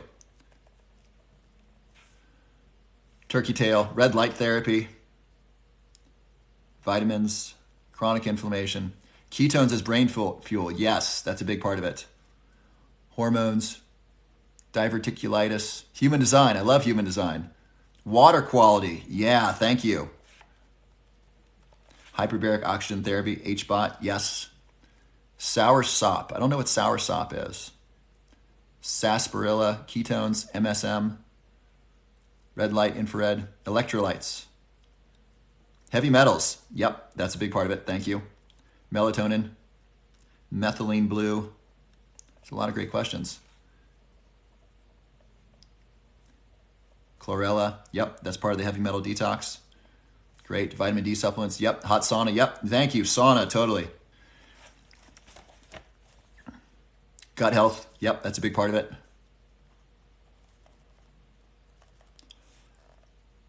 Wormwood. Probiotics. Yep. Frequent dizziness. Zinc. Yep, going to talk about zinc. Alcoholism. Yep, alcohol. Big part. Coffee versus yerba mate. Zeolite. Cold shower. Cold shower's fun and challenging. Microplastics. MCT oil. Yep. Anti-parasites. Autophagy. Yep. These are great suggestions. These are great questions. Reishi mushrooms. Nettle. I so appreciate these. These are great questions. Reishi, nettle. Soursop fights cancer. Thank you. No one's asking about cancer. Autism. Eastern medicine. Wormwood. Mold toxicity. Yeah, that's a big deal. Chlorella. Yep, chlorella is great. Sea moss. Oregano. Rosemary too. Statin drugs. Thank you. Statins. Lesions. Miss. Multiple myeloma. Diabetes. Yep. Diabetes is a big part of it. Lysine. What about lysine? You sure you don't mean glycine or L-theanine? Diabetes. Codfish oil. Myelin repair. Yep. Great. Hashimoto's. Right. So I have thyroid. Hashimoto's. Kidney disease. Allergies. Kidneys are the workhorse of your body. Iodine, sulfur powder, cacao benefits. Thank you. Someone said that. I love cacao. I have some for dessert here. I'm going to have epilepsy, gluten sensitivity. Yes, gluten's a big deal. Black seed oil. Yep, moringa. These are great things I can talk about. Baking soda, spirulina, endometriosis, PCOS. I don't know what that is. PCOS again. Raw honey, menopause. Menopause is interesting. I'm not an expert in that. I'm going to bring someone who's an expert in that area. Just talk about matcha and a sugar fast. Fasting. Baobab seeds. Circadian rhythm. Yep, circadian rhythm's definitely in. Long haul COVID. Interesting. Long haul virus. We have to edit that out. Edit that out of YouTube. YouTube's not going to like me saying that word. Meniere's disease. I had a girlfriend with Meniere's disease. Acupuncture. Bowel incontinence. That sounds really unpleasant. What is PCOS? I've seen that a couple times. Someone please tell me what that is. Beetroot. Right, PCOS equals vitamin C. Yep, vitamin C. I love it. Fibromyalgia. Cryptocurrency. That's not quite involved in health and wellness. Interesting. I just joined. What are we listing? Questions for my masterclass on Alzheimer's disease and brain health with a side note of ADHD. POS is polycystic ovarian syndrome. So that's under female issues. And so we're going to have that. I'm going to interview someone about female health issues. I'm not an expert in that. California poppy. C-reactive protein. Right. So inflammation. CRP. Totally. IBS. I'm surprised they didn't come up earlier. No one else listed IBS. Interesting. Benefits of strength training. Yeah, no one's writing exercise. No one cares about exercise. What's going on here? Exercise is the number one thing. I get it. People often aren't interested in that. Lyme disease, totally. Lyme disease. Strength training. Look at this. I got a whole paper filled with this. Creatine. Yep, creatine's great. Neuroplasticity. Neuroplasticity. Glucose, collagen, totally. Protein shakes, epilepsy.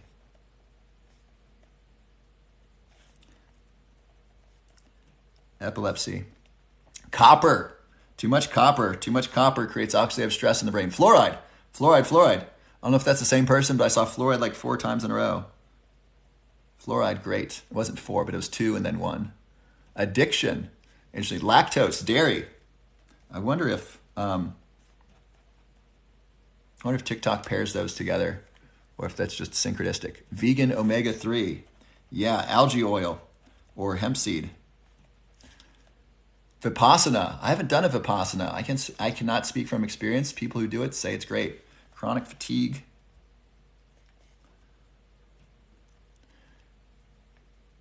What's happening? Welcome. We're listing things for me questions for my masterclass. GABA. Yeah, GABA. Ginkgo. Weight loss. Yeah, weight loss. Might be significant. I'm running out of paper here. Constipation. Hi from France. Noni juice. Is constipation. Terrific. This is so great. Thank you so much. Resveratrol, NMN. Macular degeneration. CLA, CBT, collagen, chronic inflammation, iron deficiency, tinnitus, histamine intolerance, brain health, radiation, diverticulitis, Bacopa. Finally, someone asked about Bacopa. NAC, right. I've seen a lot of questions about NAC. LED therapy, so light therapy. L-carnitine, gout. Yeah, gout.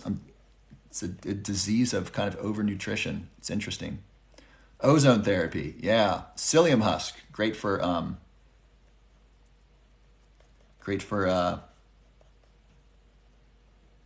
cleansing. Lengthening telomeres, yeah, telomeres. HBOT is the best for that, hyperbaric oxygen therapy. Parkinson's, finally someone writes Parkinson's. I know a little bit about Parkinson's. I like talking about it. Can I write a book? Yes, I'm working on it. These questions are actually part of it. Vitamin D deficiency, Epstein-Barr. I don't know much at all about Epstein-Barr. Moringa, 7 times I've heard moringa. Liquid oxygen, what about that? NADH, kids for brain health. Yeah, people have been asking about kids for brain health. That's really specific, and that's not my expertise. I don't want to comment on kids and brain health, aside from don't give them amphetamine. I think that's pretty right on. Maca root, diverticulitis. Diverticulitis, I keep on hearing that. Is that the same person? Diverticulitis? I've seen that like 4 times today. Alzheimer's and hereditary. Finally, someone asked a big question. Alzheimer's and genes, yeah. This is great. Thank you so much for your questions. I so appreciate them. This is great. Look at what I wrote down. I wrote down all these. Okay, so what are we going to talk about next? Do we want to do ADHD or Alzheimer's disease? Write that in the chat. That'll steer where we're going next. This is Sardines. If you just joined us, write your name and where you're from, please, with your questions. Alzheimer's, ADHD, Alzheimer's, ADHD.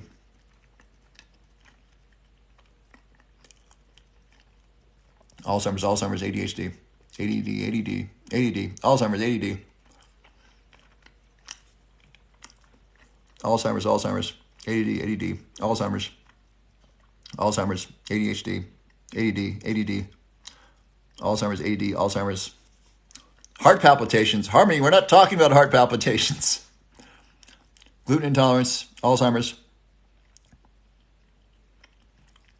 ADD, Alzheimer's. So since we just did questions about Alzheimer's, let's do a question about that. It's about even. So what's your questions about Alzheimer's disease? I'll pick something. Please put your first name and where you're from. From Rhode Island. Thank you, Bethany. So what's a question about Alzheimer's disease you'd like me to answer right now as I'm stuffing my face with sardines? Prevention. Great question. That's a 40-hour question. I can talk about it. Cecilia from Texas, Alzheimer's. Thank you, Cecilia. Hi from the UK. Great. Hi. Is it hereditary? That's a good question. Prevention. Beth from Ohio. Type 2 diabetes and Alzheimer's. Great, let's go with those. Dental and Alzheimer's. Okay, so we got dental and Alzheimer's, type 2 diabetes and Alzheimer's, and genetics and Alzheimer's. What do you want? Dental, type 2 diabetes, genetics. Please put your name, where you're from, and what you want to talk about. In that, I'll address prevention and how to slow it. Dental, genetics, dental, genetics. Dental's crushing it right now. Dental, diabetes, genetics, dental, genetics, dental, antihistamines, dental, diabetes, dental. Boy, dental's running away with it. It's a clean win.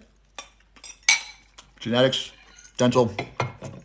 Claudia from Scotland, dental. Thank you, Claudia. Diggity Dental. Dental from Central California. Type 1 diabetes and dementia. Not good data on that. At least not that I see. Type 1 diabetes also affects a lot fewer people than type 2. And so type 2 is where my attention goes. All the above. Thank you, Tarot Talk. Carmine from New Jersey. Environmental factors. That's not a choice. Okay, I think we're going to go dental. Dental's the winner. Dental for the win. Dental, give yourselves a hand. You crushed it. Crushing all opposition. Okay, so let me finish chewing my sardines here, and then we'll get to the relationship between dental hygiene, dental health, oral health, and Alzheimer's disease.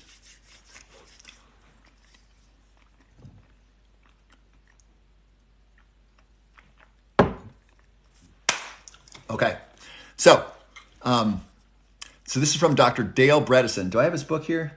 No, I don't. Here are the books that I have if you're interested. These are all really great for health and longevity. We got Tony Robbins, we got Max Lugavere, Dr.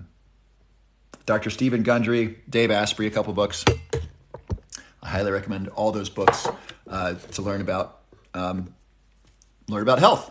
So, dental health, oral health. So Dr. Dale Bredesen first shared this, and I've read a couple studies on this. There is a big association between a specific mouth bacteria and risk of Alzheimer's disease, similar to Lyme disease.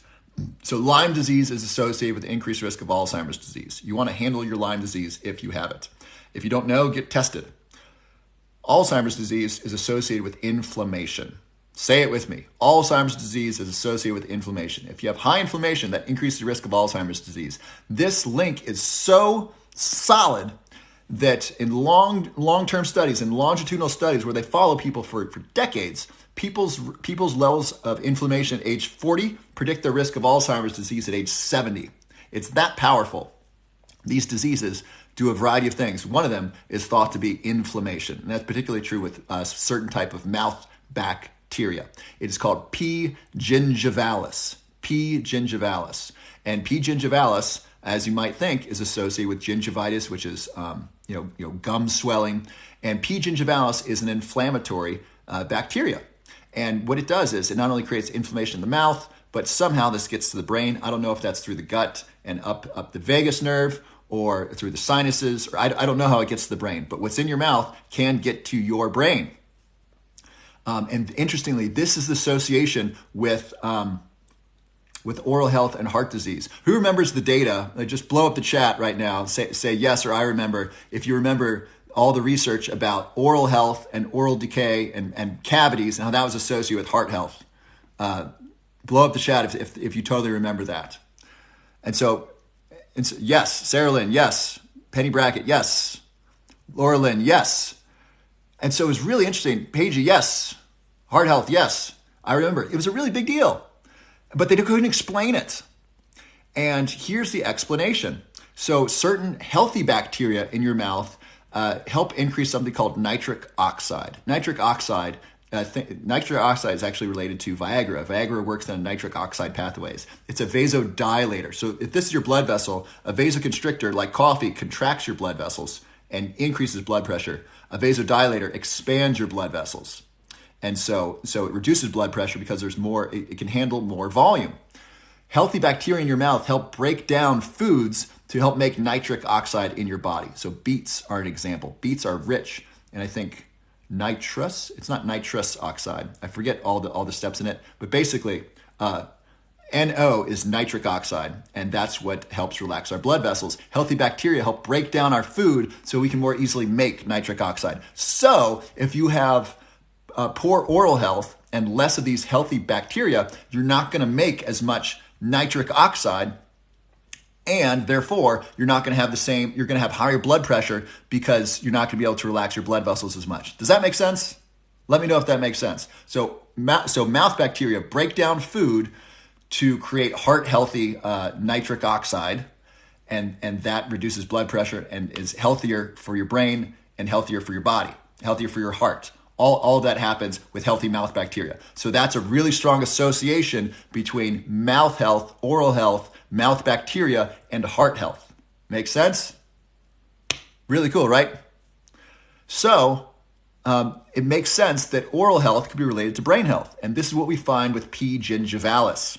So there are a variety of mouth bacteria that cause inflammation.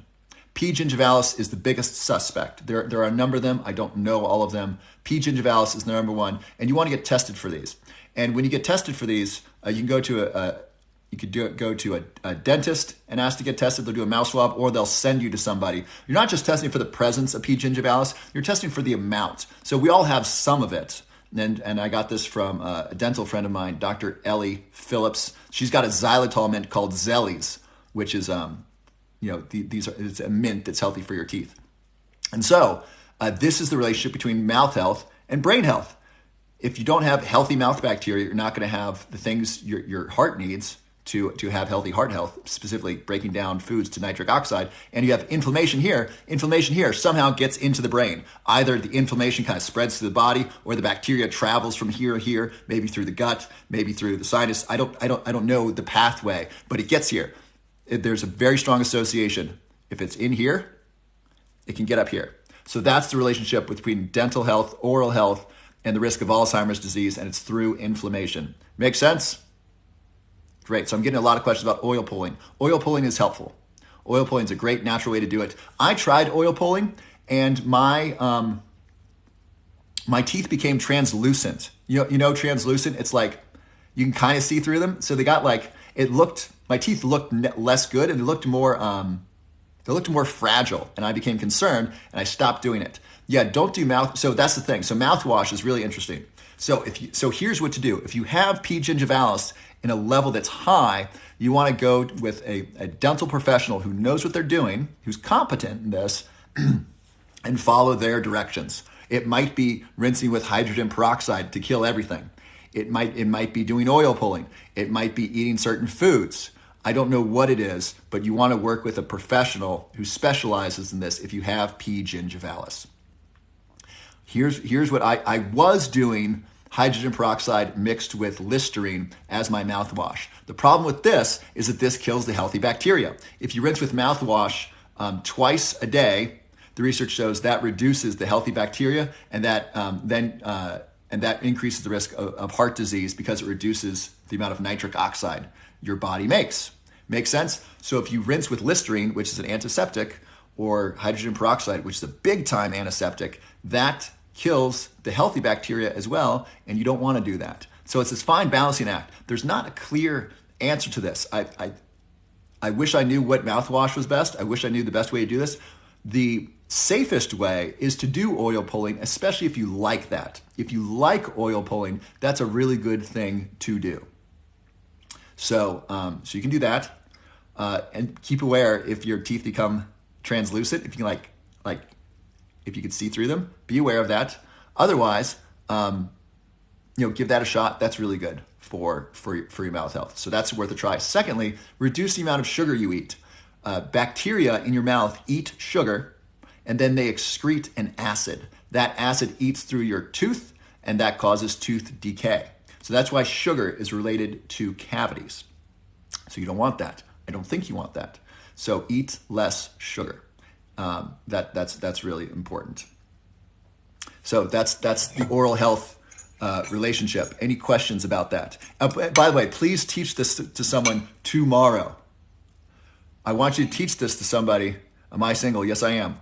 I want you to teach this to someone tomorrow because I want you to know it. I want you to remember oral health, healthy bacteria help make nitric oxide, which reduces blood pressure, helps relax the blood vessels. That's the association between oral health and heart health. And some bacteria create inflammation in the mouth and inflammation in the body, inflammation in the brain. If you want to be fancy, neuroinflammation, right? Inflammation of the brain. And that increases the risk of Alzheimer's disease. So mouth bacteria can increase inflammation throughout the body, including the brain, and that increases the risk of Alzheimer's disease. I want you to teach this to somebody. Since we're here, please drop in the chat. I'm going to have a few forkfuls of food. Please drop in the chat, 1, what you learned so far today, and 2, what you're committed to taking action on. This is one of my favorite parts of the live chats, by the way, because it tells me what people learned, so what I taught well, and what difference this has made in your life. So please drop that in the chat. I'm going to be reading in my head, and I'm really motivated by this. So please share what you're committed to doing because of this. Aniracetam, great, Einstein.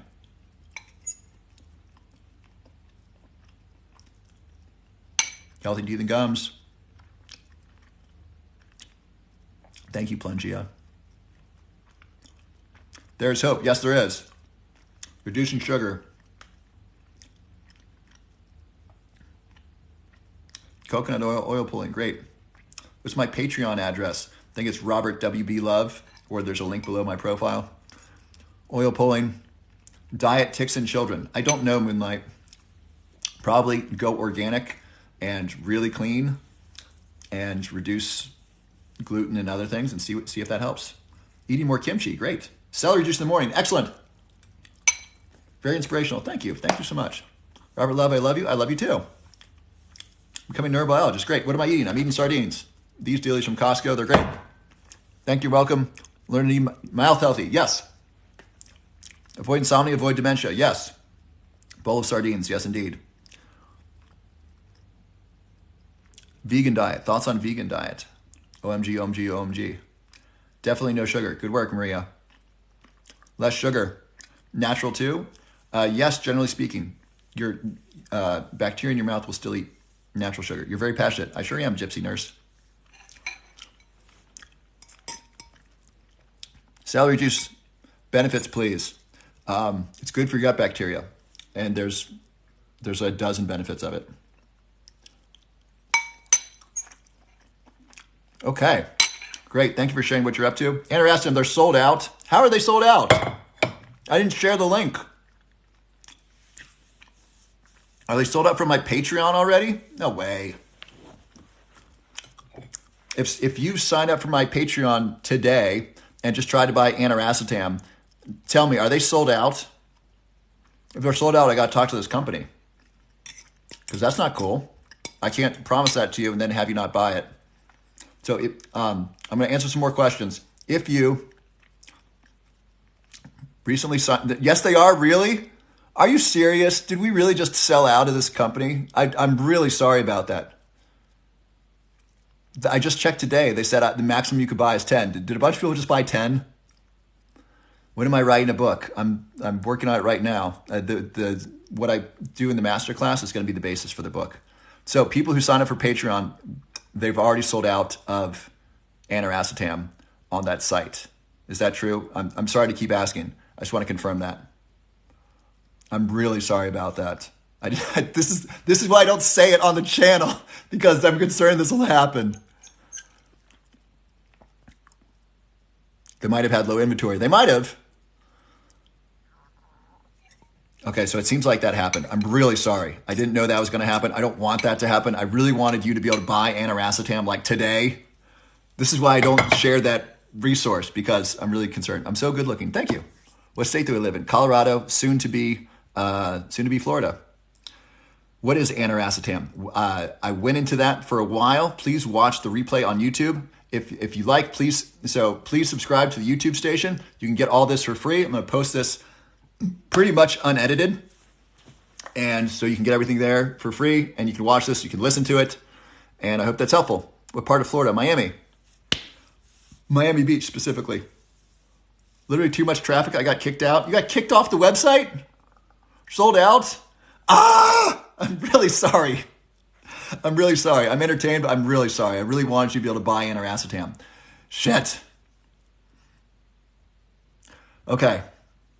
So why am I moving to Colorado? I plan on coming back here. I love it here. I love my community here, and it's time to move on. I want to bring some things I learned from Colorado, specifically authentic relating practices, and some courses I want to teach. I want to bring that to Miami, and I have a community here. So I've been here for about 7 or 8 years, and I really like it. And I'm going to come back, and I know I have lifelong friends here, and so it's kind of like planting seeds and just developing communities around the world. I want to buy Aniracetam. I'm not sure what I'm doing from a trusted place. I know it's really hard, Teresa. I really want a solution to this problem, because I want people around the world to be able to buy Aniracetam and try it. It's safe. It's good. I took it today. It rocked. What is a day in my life? You don't want to hear that. And it's not nearly as interesting as you would think. It's a lot of health stuff. Okay. All right, we just did a question on Alzheimer's disease. Let's talk about genetics really quickly. So there's a gene, specifically an allele, which is like a version of a gene. Please forgive me if my language is not perfect. If you're a geneticist, I'm not going to be, my language is not perfect around genes. So there's a version of a gene called an allele, the APOE gene. There's the APOE3 version. That's the non-inflammatory version. And then there's the APOE4 version, APOE4. that is the version that's associated with the risk of Alzheimer's disease. Dr. Dale Bredesen says that's associated with an increased risk of inflammation. So, yes, ApoE3 and 4, that's exactly right. So, the non-risk factors, ApoE3, the ApoE4 is the more inflammatory version. And I think if I listened to this in a podcast, the ApoE4 was actually first. And so we evolved the ApoE4, Dr. Dale Bredesen says, to be more inflammatory. So when we were walking around in bare feet, we would cut our feet, and we needed an inflammatory response to prevent viruses and bacteria from getting into our foot. Make sense? So the inflammatory response, the inflammation response, is an immune response. It is your body's response to an outside attack, a threat, like a cut. If you bruise yourself, that's some inflammation, creates some protection. So we had the ApoE4 came first because those who had, let's say, inflammation in their feet when they're walking outside without shoes on, those people survived. The ApoE3 came later. Now the ApoE3 survives longer because we're living longer, and that inflammation in our feet, first of all, we're not doing that. We're not walking around in our bare feet. Most of us aren't in the developed world. Some of us around the world are. And those people, the ApoE4 might be beneficial to them also because they have a shorter lifespan. In general, this is actually, the United States has had a declining lifespan for the last, 5 or 7 years? It's crazy. We're the richest nation in the world, in the history of the world. I live in the United States. The United States is the richest nation in the history of the world. We have the best technology in the history of the world that we're aware of, and I think that's probably true. And we have a decreasing lifespan. Explain that. I'm not going to go into that. That's a whole rant about the FDA and about our food's poison and we don't have good information and so forth. We can't buy Aniracetam, even though it's proven to work. And so inflammation was helpful in protecting our bodies as we developed. Now, as we're living longer, the ApoE4 gene has come to hurt us as we age and increasing our risk of Alzheimer's disease. And theoretically, I don't know about this. I haven't looked at this. It would make sense. If the ApoE4 allele is associated with inflammation, it would also be associated with other diseases associated with inflammation. I haven't found that yet. I also haven't looked for it. So I don't know if that's true or not. It makes sense that it would be. So that's the genetic risk. And I'm going to share these numbers. These numbers aren't exact, but these are the best that I remember off the top of my head. So if you have 0 copies of the ApoE4 allele, so your ApoE3, so you get one from your mom, one from your dad, ApoE gene. You get one ApoE from your mother, one ApoE from your father. It could be 3 or 4. So if it's both 3, your risk of Alzheimer's disease is something like 3 to 5%. If you have an one ApoE3 and one ApoE4, so you got one ApoE4 allele, I think your risk is about 20 or 25%. If you have 2 versions, your risk is about 50%. Now, I've said Alzheimer's disease is 20% genetic, 80% behavioral. And I stand by that. Here's why.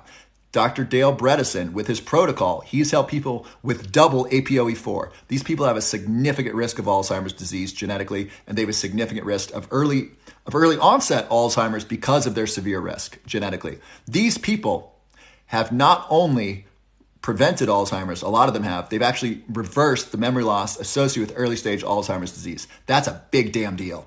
People with a severe genetic risk, these poor souls are really at risk because of the ApoE4. They have a 50% chance of getting Alzheimer's disease. According to the data, Dr. Dale Bredesen's protocol has helped these people reduce their risk significantly, and some of them have even reversed memory loss associated with it. They're still healthy. Please check out, there's a support group for double ApoE4. And these people are doing the Bredesen protocol. They're eating healthy. They're exercising. They're supporting each other. They're meditating. They're great. And so it is in your hands. If you take nothing else from this, please take this.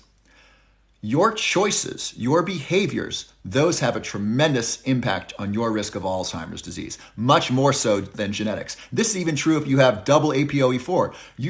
Behavior's still, I think, more powerful than genetics. These people are evidence of that. So I want you to have hope. Whatever your ApoE status is, there is hope. That is not, genetics are not destiny by any means. They are not. Don't let anybody tell you, especially don't let a quote expert tell you, because that ain't true. If they say it's all genetic, say, sir, madam, or they, them, are you up to date on the research literature? Great question to ask a medical doctor. Yes, no, or I don't know. Have you heard of Dr. Dale Bredesen, a medical doctor from UCLA? Yes, no, or I don't know. He's reversed memory loss in people with early stage Alzheimer's disease. Here's his book. I recommend you get the book. It's good. That book is perhaps the best investment you can make in your life, in your health. It's $10-$20. Goodness gracious. So that's the genetics in Alzheimer's disease. Generally speaking, your behaviors are way more powerful than your genes, even if you're double APOE4. Now, you're going to sell out the book. That would be cool. I'd love it. I like Better World books, by the way. Oh, let me show you this. It just came today. I just got a Better World book today. And so, let me see what's in here. I love that I can order books online. It's just the coolest thing. And they're so inexpensive. Books like at the time of Gutenberg, of the printing press, Gutenberg turned a wine press into a printing press and just printed the Bible because that was the book that people wanted. And that was basically the only book people knew about. Books were, a Gutenberg Bible was probably the equivalent today of $1,000 or $5,000. I mean, now a Gutenberg Bible is hundreds of thousands of dollars or millions. I don't think you can buy them. So I love that we can get books for like $5. It's amazing. So this is one of my very favorite books. This is called the Bhagavad Gita. This is the Hindu holy book. I love this. I read this maybe 10 years ago.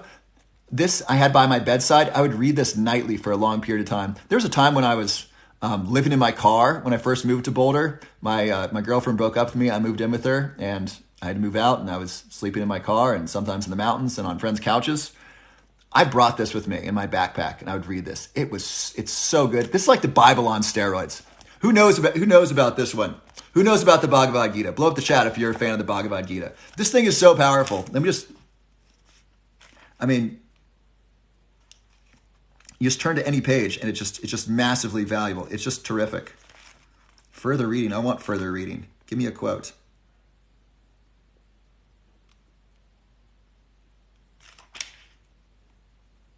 Concentration is better than mere practice. Meditation is better than concentration. But higher than meditation is surrender in love of one's fruits of actions, for surrender follows peace. So the highest value in this, that's just one little paragraph. The highest value is peace. Concentration is better than practice. Meditation better than concentration. But the highest is surrender in love and in peace. So I love this book. I'm actually buying this for a friend. Bhagavad Gita. So that's about Alzheimer's and genetic risk. It's really about behavior. This is really empowering. This is heartening. So there you go. We have the power. If any professional, quote professional or expert, what's the name of the Alzheimer's book? The End of Alzheimer's Program by Dr. Dale Bredesen. I'm not eating a donut tonight. I ate one earlier. If anyone tells you there's nothing to do about Alzheimer's, Dr. Dale Bredesen, medical doctor, UCLA, the book End of Alzheimer's Disease, just mention it, say, listen, he's reversed Alzheimer's in 230 documented cases. Boom. Or not reversed Alzheimer's, excuse me, reverse cognitive decline. Because you can't say reversed Alzheimer's because you would need to do a brain scan in order to tell that. He's reversed cognitive decline in 230 documented cases. He's published his results, published his book. There's a book called The First Survivors, which talks about specific case studies of his first people who did his protocol and reversed cognitive decline. So if someone says absolutes, there's nothing to do, those people simply don't know. And they're not scientists, right? A scientist won't say nothing or never because it's not true. Oh, there's nothing you can do about that. Are you sure? I love this. Who's heard this? Brain supplements don't work. I've had someone write this to me on a post. My doctor says brain supplements don't work. Are you sure?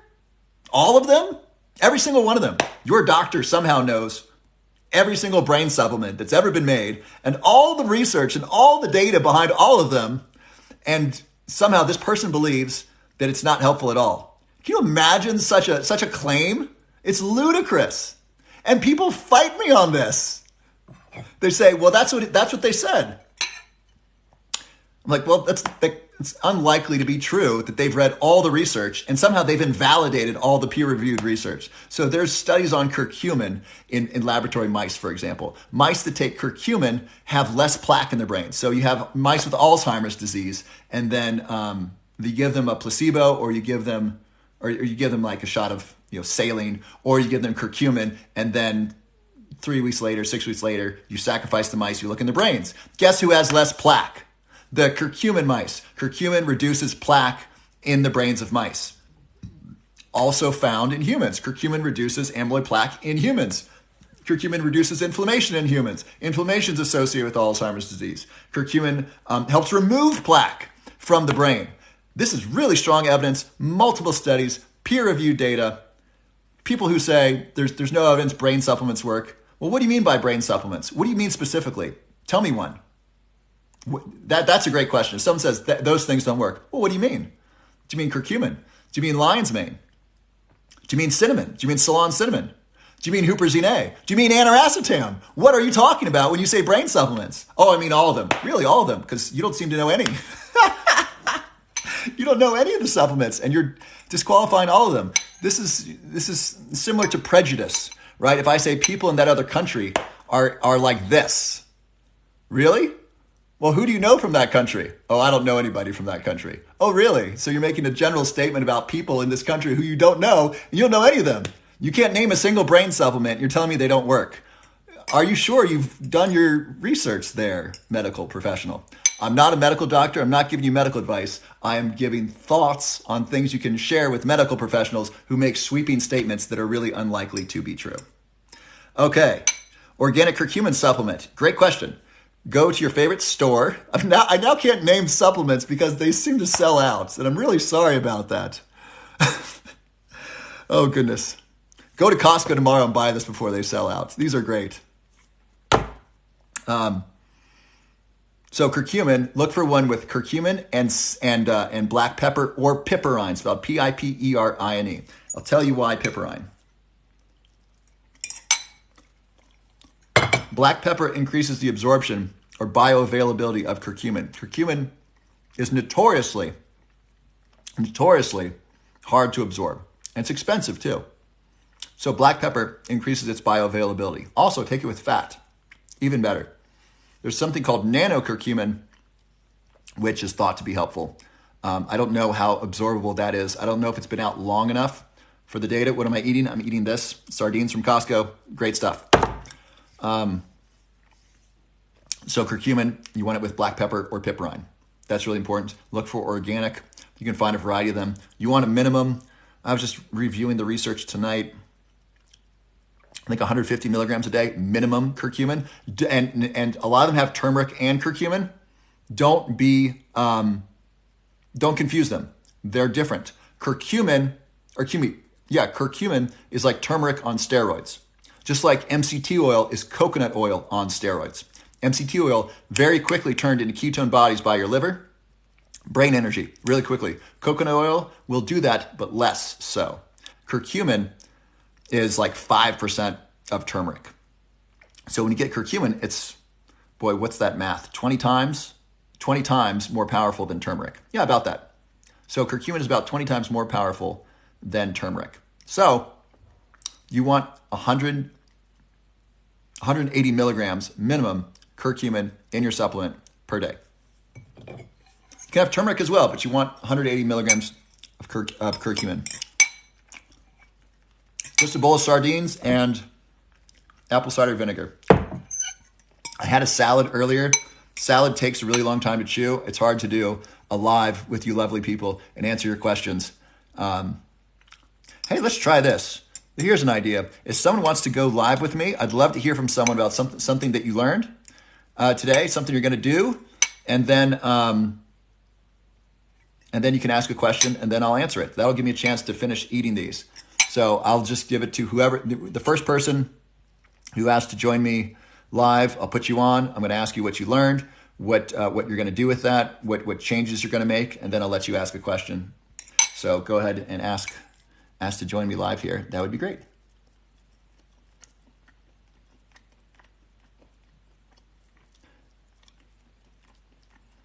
How many omega-3s do we need daily? About 1,000 milligrams EPA, 1,000 milligrams DHA per day. That's good. Stage fright. Yeah, no one asked. Crickets, what's going on here? Usually I'm turning down people to join. No one wants to come online and say, hey, here's what I learned. Here's what I'm committed to. Name of the book, The End of Alzheimer's Program by Dale Bredesen. We are shy, evidently. I'm flossing. Thank you, Maria. We're shy. I understand tarot talk. I'll join you. Great, Melissa. I don't know how to ask, but there's a way guest request. Is that what it is? I'm sorry. Mabel, is it you? Mabel, did you want to join? All right, Mabel, we're going to put you on. We'll see how this goes. Hi there. Hi, Mabel. My name is Jennifer. Mabel's my dogs. They're the reason I can go live because they have 10,000 followers. Your dog has more followers than you. That's great. Hi, Yes, Jennifer. so I Where can are you go from? live through my dogs. It's interesting that I just sat down from work, sat down and scrolling on TikTok, just got home from work, and I saw you on the For You page. Never seen you before, never seen a live, and you talked about the APOE4 gene, and I was like, "What the hell?" So I go to it because it weighs on my mind so heavy. Ever since I took one of those fun DNA tests with the health portion, and it told me that I was at high risk for Alzheimer's and then took me right to a support group. What is the reason for this gene? And I tuned into your live and I heard you talking about there was some reason for it, how it evolved, and what is it good for, if there's any good that comes out of it. So you tested positive. How many copies do you have? One or two copies of the APO? I have four and I have three. Okay, so I'm sorry, I still have 2 bites left. So That's okay. And I you're at turned 50 this year. I turned 50 this year, and I hey, feel like congratulations. feel like I have a cognitive decline. And yes, have anxiety talking in front of people. But You're doing and great. I Hey, let's blow up the chat and say hello and thank you to Jennifer. And you want to thank her dog Mabel, you can do that too. thank you. Let's give her some love. This is evidently this is not hard coming on between 366 people Yeah. and just some questions. All right, are you That's why I seeing don't go the live very often because I get nervous. Usually I can just point the camera on my dog and I don't have to talk.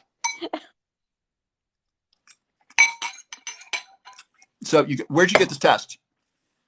23andMe, and I've also inputted the raw data into some other online forums. I don't remember the names of them, but they all concluded that I had the 3 and the 4. And it runs Okay. in my family. Okay. And so your question is, what does that mean? Yeah. And how can I stop it? How can I reverse it? I don't take any supplements. I'm going to take a B12. I was Googling as fast as you were saying that Q whatever, curcumin, and it all has uh let me see. Curcumin? So yeah, it all has turmeric in it. Yeah. It's okay, correct, but you want to make sure that you get 190 milligrams of or 180 milligrams of curcumin a day, and you can take multiple. You can take it several times, right? So if it's got 100, just take double, right? But you want to make Oh, sure you're getting that much a day. That's the amount that's good. Does that make sense? yes. It's echoing a little bit on my side. I hope it's not echoing on your guys' side. You sound good. You sound good to me. Okay. So yeah, if you find a curcumin supplement that doesn't have 180 milligrams of curcumin, that's okay. Just make sure that you're taking that amount. And of course, I'm not a medical doctor. I'm not giving you medical advice. Check with your medical doctor first before doing anything that affects your health. And I this is took this these tests. I took these tests to my doctor, and they're not concerned at all. that's concerning. I would, Yes. I will follow I think it's the Mayo Clinic that says I recommend you get a second opinion. The Mayo Clinic says second opinions refine diagnoses. So at first, doctors don't know what's going on and they guess. And then you go to see a specialist and they have a better guess. And then by the third diagnosis, you have a much better idea. If your doctor's not concerned, you're concerned. Yes, very much so. So that's the reason. that's telling that a good medical doctor, the correct response is to be concerned and say, okay, you're concerned. That means this is important to you. Let me help, or let me refer you to someone who can help. It's really unfortunate. So a second opinion with someone who specializes in this would be really good. Someone who specializes in geriatric care. I know you're not a geriatric, but Right? this Alzheimer's disease, geriatricians or gerontologists, as they're called, those people specialize in this. Your general practitioner might not be concerned because they don't know what to do and they don't deal with this, and so they simply might not know. Right. Um, they might not know if there's anything to do. They might say, "Oh, you're genetically at risk." Not much to do. There's a lot to And I do. took So that's good news. I took some genetics in high school, and I know that sometimes a gene comes about because it's beneficial in some way. So what Oh is the yeah, benefits? I think you were talking yeah, about it when I tuned in and I missed it. totally. At some point, we're going to have a classroom, and I'm going to be able to call on you, and someone else will Yes. be able to answer it because I did answer this. But here's the benefit. Excuse me. The APOE4 gene, and this is from Dr. Dale Bredesen, he shared this. The APOE4 gene, allele, excuse me, is inflammatory. It increases inflammation. This makes sense. Inflammation is your body's part of your body's immune response. And so, if you're walking in the savannah and you cut your foot, you want a strong immune response to prevent bacteria and viruses and other stuff from getting into your body. You want it to swell there to protect you. Make sense? Yes. And so inflammation was protective for our ancestors. And it was protective probably until recently when we started living past 60. So then the inflammation long term started increasing the risk of Alzheimer's disease. So if we were living in Savannah until age 30, I think 25, 30 was the average lifespan for the majority of human history. APOE4 won. That was the most helpful. And over time, it's become the APOE4, APOE3. I believe, I'm not certain of this. I could be wrong. I believe APOE4 came first, and the APOE3 came after, and we phased out the APOE4 for the APOE3. Is that Generally why it's speaking, more prevalent in European ancestry, just because of where we migrated from? I don't know. That would make sense. I don't know how that migration pattern works. I don't know that. That would be a question more for an anthropologist. But yeah, Yeah. it could be related to that. So it was beneficial. It's now not, as we wear shoes and we have chronic inflammation because of our food, because of our diet, the SAD diet, the standard American diet. It really is sad. Oh, where did I hear this? This was interesting. We were doing a full health study on Americans. We were calling Americans saying, what are you eating and what's your health like? So imagine this. Imagine paying people who work for one of these big surveying companies, one of these big polling places, and saying, hey, here's some money from the government. Call 1 million Americans, call 100,000 Americans, find out what they're eating and how healthy they are. They stopped doing this, I think, in the 70s because the results were so bad. Oh. Results were so bad, no uh, government official wanted to be associated with the bad results. That's Oh. how we've got where we are with the standard American diet, the food pyramid, the nonsense that we've gotten that's promoting foods that are inflammatory for us. We're not able to buy Aniracetam easily, even though it's shown to be helpful in double-blind, placebo-controlled studies. This is what's gotten us here. We refuse to look at the data of what people are eating because it's embarrassing. It's like, wow, people drink Coke, don't drink water, and Burger King, and goodness gracious, they're obese. Well, we know that. Let's track it, and then we can actually do something about it and monitor our progress. It's especially harmful on mostly poor Black Americans, people of color, people who live in the South, people who live in poor rural areas. Those people have food deserts. They don't have good access to food. And there's a lack of education. They don't know what to eat. And it's really bad. It's really discriminatory. Our food policy, our environmental policy is very discriminatory against poor people and people of color because they don't know. Often they're not educated, and they don't. You know, it's easy to build a power plant next in a poor Black neighborhood. It's hard to build a power plant. It's hard to build a coal-fired power plant in a rich neighborhood. Not going to get done.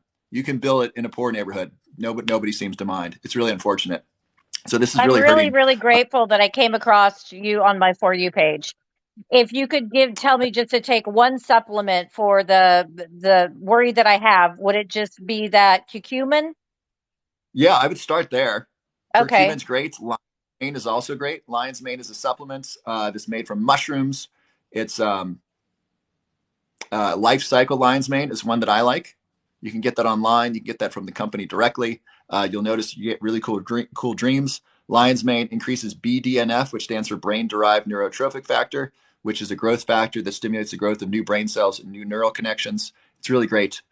Is it Lions. hallucinogenic? No, no. I Okay. will definitely check what I'm talking about. I mean, I'm in I tell you, Oregon. It's legal here. yeah, lion's mane's totally legal. You'll find that Okay. lion's mane is so popular. When I make a video on lion's mane, people post these spammers post these videos saying buy lion's mane here or buy psilocybin mushrooms here, and I have to block them. It's annoying. So psilocybin is the psychedelic mushroom, or the psilocybin is the chemical that's the psychedelic in mushrooms. By the way, there's great data to show that that's really helpful when paired with lion's mane to help regrow neurons. And there's great work. Paul Stamets is a great mushroom expert. Blow up the chat if you know Paul Stamets. I got to interview him at Burning Man. He's a national treasure. He was on Joe Rogan. He talks about the benefits of psilocybin and lion's mane and neurogenesis. But lion's mane just on its own is great. So thank you so much for being here, I Jennifer. I appreciate hope you having me. Thank you. please find a medical doctor who's concerned about your long-term health and your risk of Alzheimer's disease, because it's important to take action now. And if I could recommend a book, I'd recommend The End of Alzheimer's Program by Dr. Dale Bredesen. You'll feel so much better. He has the cutting edge science on what to do to prevent Alzheimer's disease. Thank you. I appreciate it. You're so welcome. God bless you. All right. Now, how do I stop that? Can you just hang up? Okay, you silenced yourself. Do I just stop the live? The guest is gone. Okay, great. Outstanding. Thank you so much. Let's give it up for Jennifer. That was super great. Good job. Okay, we are almost out of time here. Let me just run through some more questions. I love you. Thank you. I love you too. B supplements. I recommend B Complex by Thorne. Go, Jennifer. Robert, you're so awesome. Thank you. Lion's mane helps brain cells grow. Yes, specifically in the hippocampus, which is the memory center of the brain. So you can grow new brain cells at any age. I want to thank Dr. Elizabeth Gould at Princeton. She's done some really great work. She's published in Science and Nature and shown that we can grow new brain cells in the hippocampus at adults, both adult mammals and adult humans. Where to get lion's mane? Go to your favorite online store or go to Life Cycle. So thank you so much for being here. We're going to be wrapping up soon. I have a free masterclass on how to prevent Alzheimer's. Go below my profile and click there and register for the free masterclass. You can enter your name and email, and that'll take you directly to the masterclass. Who's been to the masterclass? Who's registered that? Who's watched that? Please mention something in the chat. I want to know who's watched that. I put together my very best stuff in like 45 minutes and answering the key questions in that. So if you've seen that, please let me know. I'd love to hear from you. So free masterclass below my profile. You can also go to bettermemorysystem.com/TikTok and get that there. Why won't I address Adderall questions? Hi, Brico 101. I talked about Adderall for a good 20 minutes earlier in the and if you can rewatch this on YouTube. So that question is already passed, and if 20 more people blow up the chat with Adderall, I will totally answer an Adderall question. Okay. So free masterclass below my profile, www.bettermemorysystem.com/TikTok. What else? I'm doing a memory study on Huperzine A. If you want to apply for that, that's below my profile. My YouTube station, if you want to watch the whole replay, we've been on an hour and a half. No, 2.5 hours. Holy crap. I came on around 7. It's 9:20. So we've been on 2.5 hours. This is really fun. So if you want to see what we've been talking about for 2.5 hours, listen to that, get some great notes, check that out. So subscribe to YouTube, and I'll be posting this there. And what else? Oh, I just put up a Patreon if you want to help sponsor the show. If you want to be a patron of what I'm doing here, of the content I'm creating, for just a couple bucks a month, you can help be a sponsor. Excuse me. For just a few dollars a month, you can be a sponsor. And that's really helpful. And that means I can put together this content, and I don't need sponsors. And that's really helpful, because then I can really provide you with the best science. If you want to be a sponsor, you go to Patreon, that's underneath my profile, or Patreon/Robert WB Love. And I see it was not 20 people. Was that 20 people on Adderall? I'll talk about Adderall. So if you take Adderall, I recommend, I'm not giving you medical advice, check with your medical doctor, psychiatrist first. I like Aniracetam. Aniracetam works on acetylcholine. Acetylcholine is what I call the master molecule of memory. It's involved in memory and attention. Really, really important. Drugs that block acetylcholine increase the risk of Alzheimer's disease. So if you reduce acetylcholine, it impairs memory. This supplement, Aniracetam, increases acetylcholine, increases memory, increases focus and attention. Also, it feels really good. It's not like euphoria like Adderall. It's more just, it just feels good. Also, music's more fun. It creates like a tingling in the spine. It's really fun. This creates more balance than Adderall on its own. Adderall increases dopamine and norepinephrine and to some extent adrenaline, and it can feel jittery. Adderall feels like 5 cups of coffee. That's a bit much. So I like taking less Adderall and taking some Aniracetam. Sadly, this company no longer sells it. I think they got intimidated by the FTC, the FDA. I don't know that to be true. Aniracetam, Aniracetam. Search around online and see if you can find it. It's hard to find. Can someone please spell that in the chat? So I like that. And then if you're going to take Adderall, take L-tyrosine and a B complex. B complex is involved in making neurotransmitters. So you want to make sure your brain has enough. Your brain has enough of what it needs to make those neurotransmitters. So I recommend a B complex vitamin to most people if you're not taking it. Also, take some fish oil. So this helps your brain. Your brain's made of fat, and omega-3 fatty acids, really, really good for your brain. I like to take fish oil. So you can take fish oil with your stimulant medication. Excuse me. I heard they ran out of this on Amazon. I hope that's not true. I really like this. I'm not sponsored by this company. This tastes really tasty. It's also less expensive than the capsules of fish oil. I take 1 to 2 tablespoons a day, or teaspoons, excuse me. Dr. Andrew Huberman, neuroscientist from Stanford, great podcast. He takes 3 teaspoons a day, which I find a lot. And then you can take L-tyrosine. L-tyrosine is a precursor to dopamine. Adderall increases dopamine. L-tyrosine is a precursor to dopamine. So it gives you the raw materials to make more of it. Think of it like muscle. So muscle is made of protein. So if you're going to grow muscle, you need to eat some protein so your body can turn that protein into muscle. Dopamine, if your brain needs more dopamine to have focus and attention, which is often true with ADHD people, myself included, I benefit from increased dopamine. Most people do. Giving your brain the raw materials to make dopamine by giving it L-tyrosine, that can be really helpful. So that's my best answer for Adderall. I take Adderall. I'm prescribed Adderall. I think it's very dangerous for children. Dangerous because I don't think it's good. I don't think it's good to drug kids. I think kids need exercise. The best thing for me growing up was not taking Adderall or Ritalin on the weekends when I was growing up, not taking it during the summers, and playing sports. Really, really important. So please get some exercise. That's the best thing for ADHD. Exercise and sleep. And then take a break every 50 minutes. Go outside, walk every hour, take a 10-minute break, go outside, get some sunlight, get some exercise. I like to do squats. I'll do squats while I'm at my desk. That's really helpful. Okay, so we are wrapping up here. This has been oh so fun. This is the longest one I've ever done before. 2.5 hours. This was great. If you've been here before, let me know how long have you been here? If someone's been here for 2.5 hours, let me know. This means I'm like a full-length movie. By the way, for long movies, I so recommend The Godfather. I just watched The Godfather 1 and The Godfather 2. I made a study of the director, Francis Ford Coppola. Lori, over 2 hours. Hey, great. I'm a feature-length film for you. I hope you had fun. Hope this is good for you.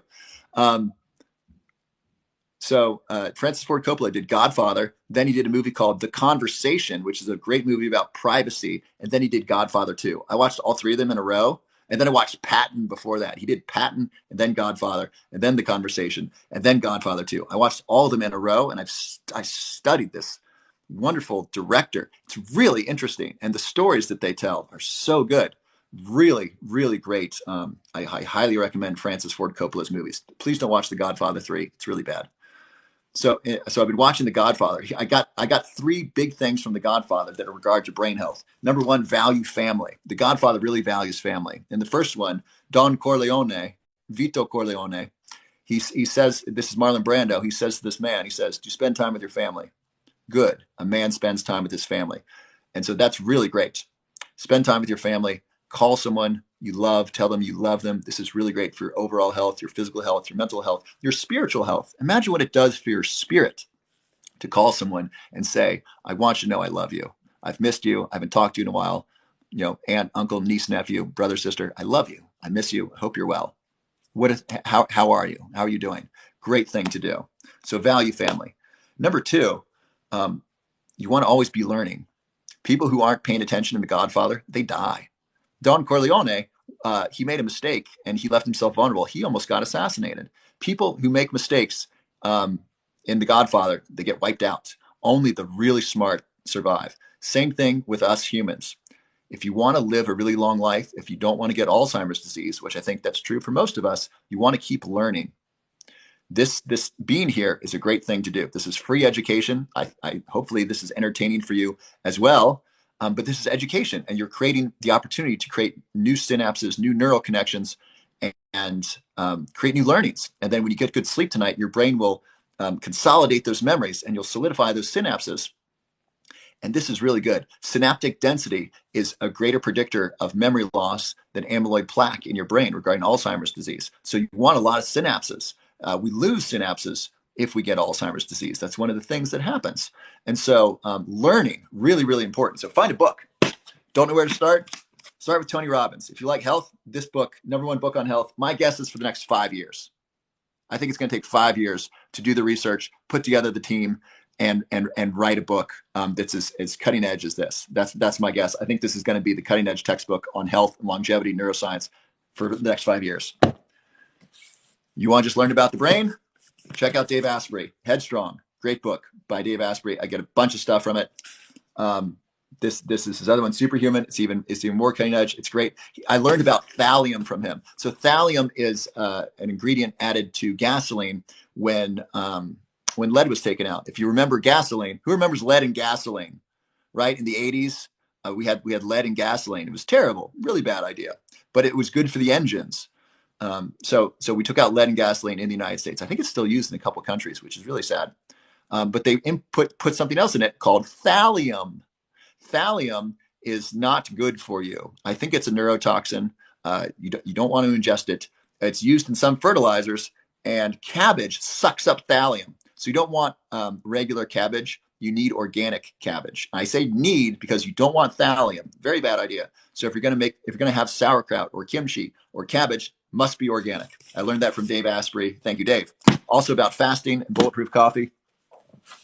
And then Max Lugavere. I got a chance to talk with him a couple years ago. I just messaged him recently. He commented on a video.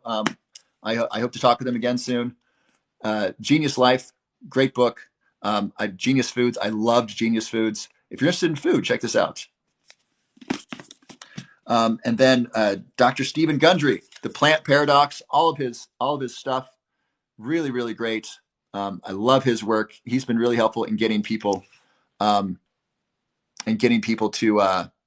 learn about lectins. Lectins are plant defenses that cause inflammation and are bad for us.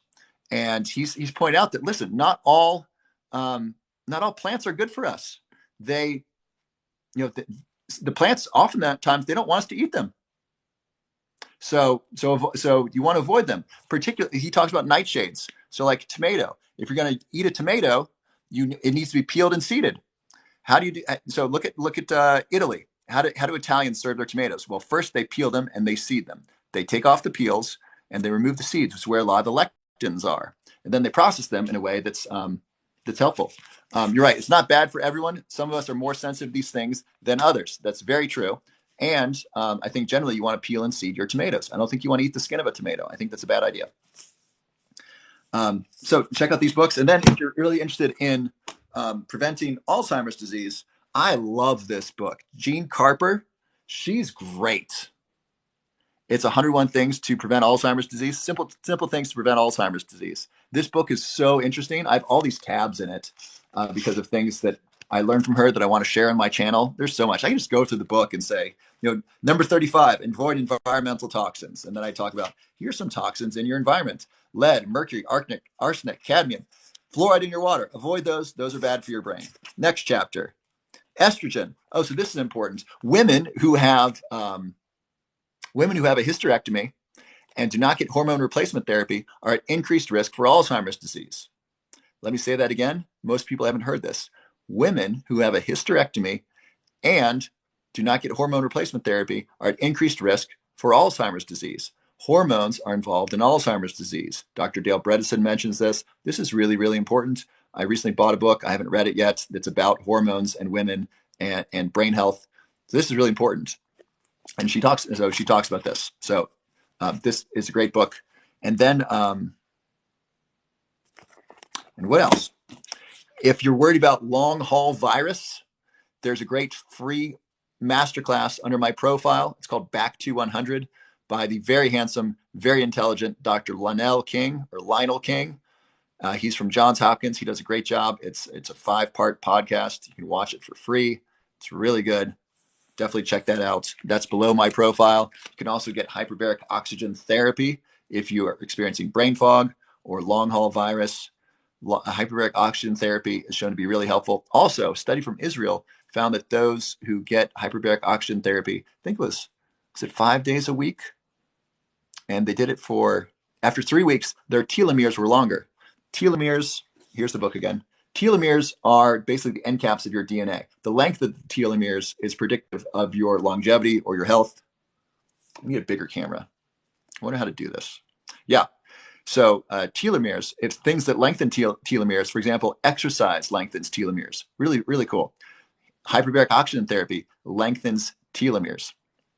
So hyperbaric oxygen therapy can be really helpful. You want, generally speaking, about 1.5 atmospheres of pressure up to 2 atmospheres of pressure. 1.5 is helpful for the brain. 2 atmospheres of pressure is helpful for longevity. If I were to pick one, I'd do longevity, but I'm also 40 and Alzheimer's is not a risk factor for me right now. It might be in 20 years. Probably not because of my lifestyle. But my parents, I would probably start them at 1.5 atmospheres, then do 2 atmospheres to do the brain first, then the longevity. Check with your medical doctor first, make sure it's safe for you. Hyperbaric oxygen therapy is safe for most people. You generally don't want to do it around flying. It says reverse the camera so people can read. How do I do that? If someone knows how to reverse my camera so you can read my books, let me know. I don't know how to do that while we're doing live. If you know that, that'd be really helpful. Okay. Boy, look at all these things I didn't get to. I have this whole box of stuff. These are my snacks, dates. Of course, I get these at Costco. Organic dates. It's my favorite probiotic. I'm almost done with this, which is good because I'm moving soon. This is organic sauerkraut. Must be organic. Bubby's pickles. Love Bubby's pickles. Dr. Dale Bredesen turned me on to that. So good. So many great stuff we didn't get to. If you want matcha, I talked about this earlier. Great company for matcha. Check it out. It's organic matcha. It is SB Organics Gold Premium matcha powder. Really great. Oh, interesting side note. Question for you, do women have more testosterone or more estrogen? Think about that. Do women have more testosterone or more estrogen?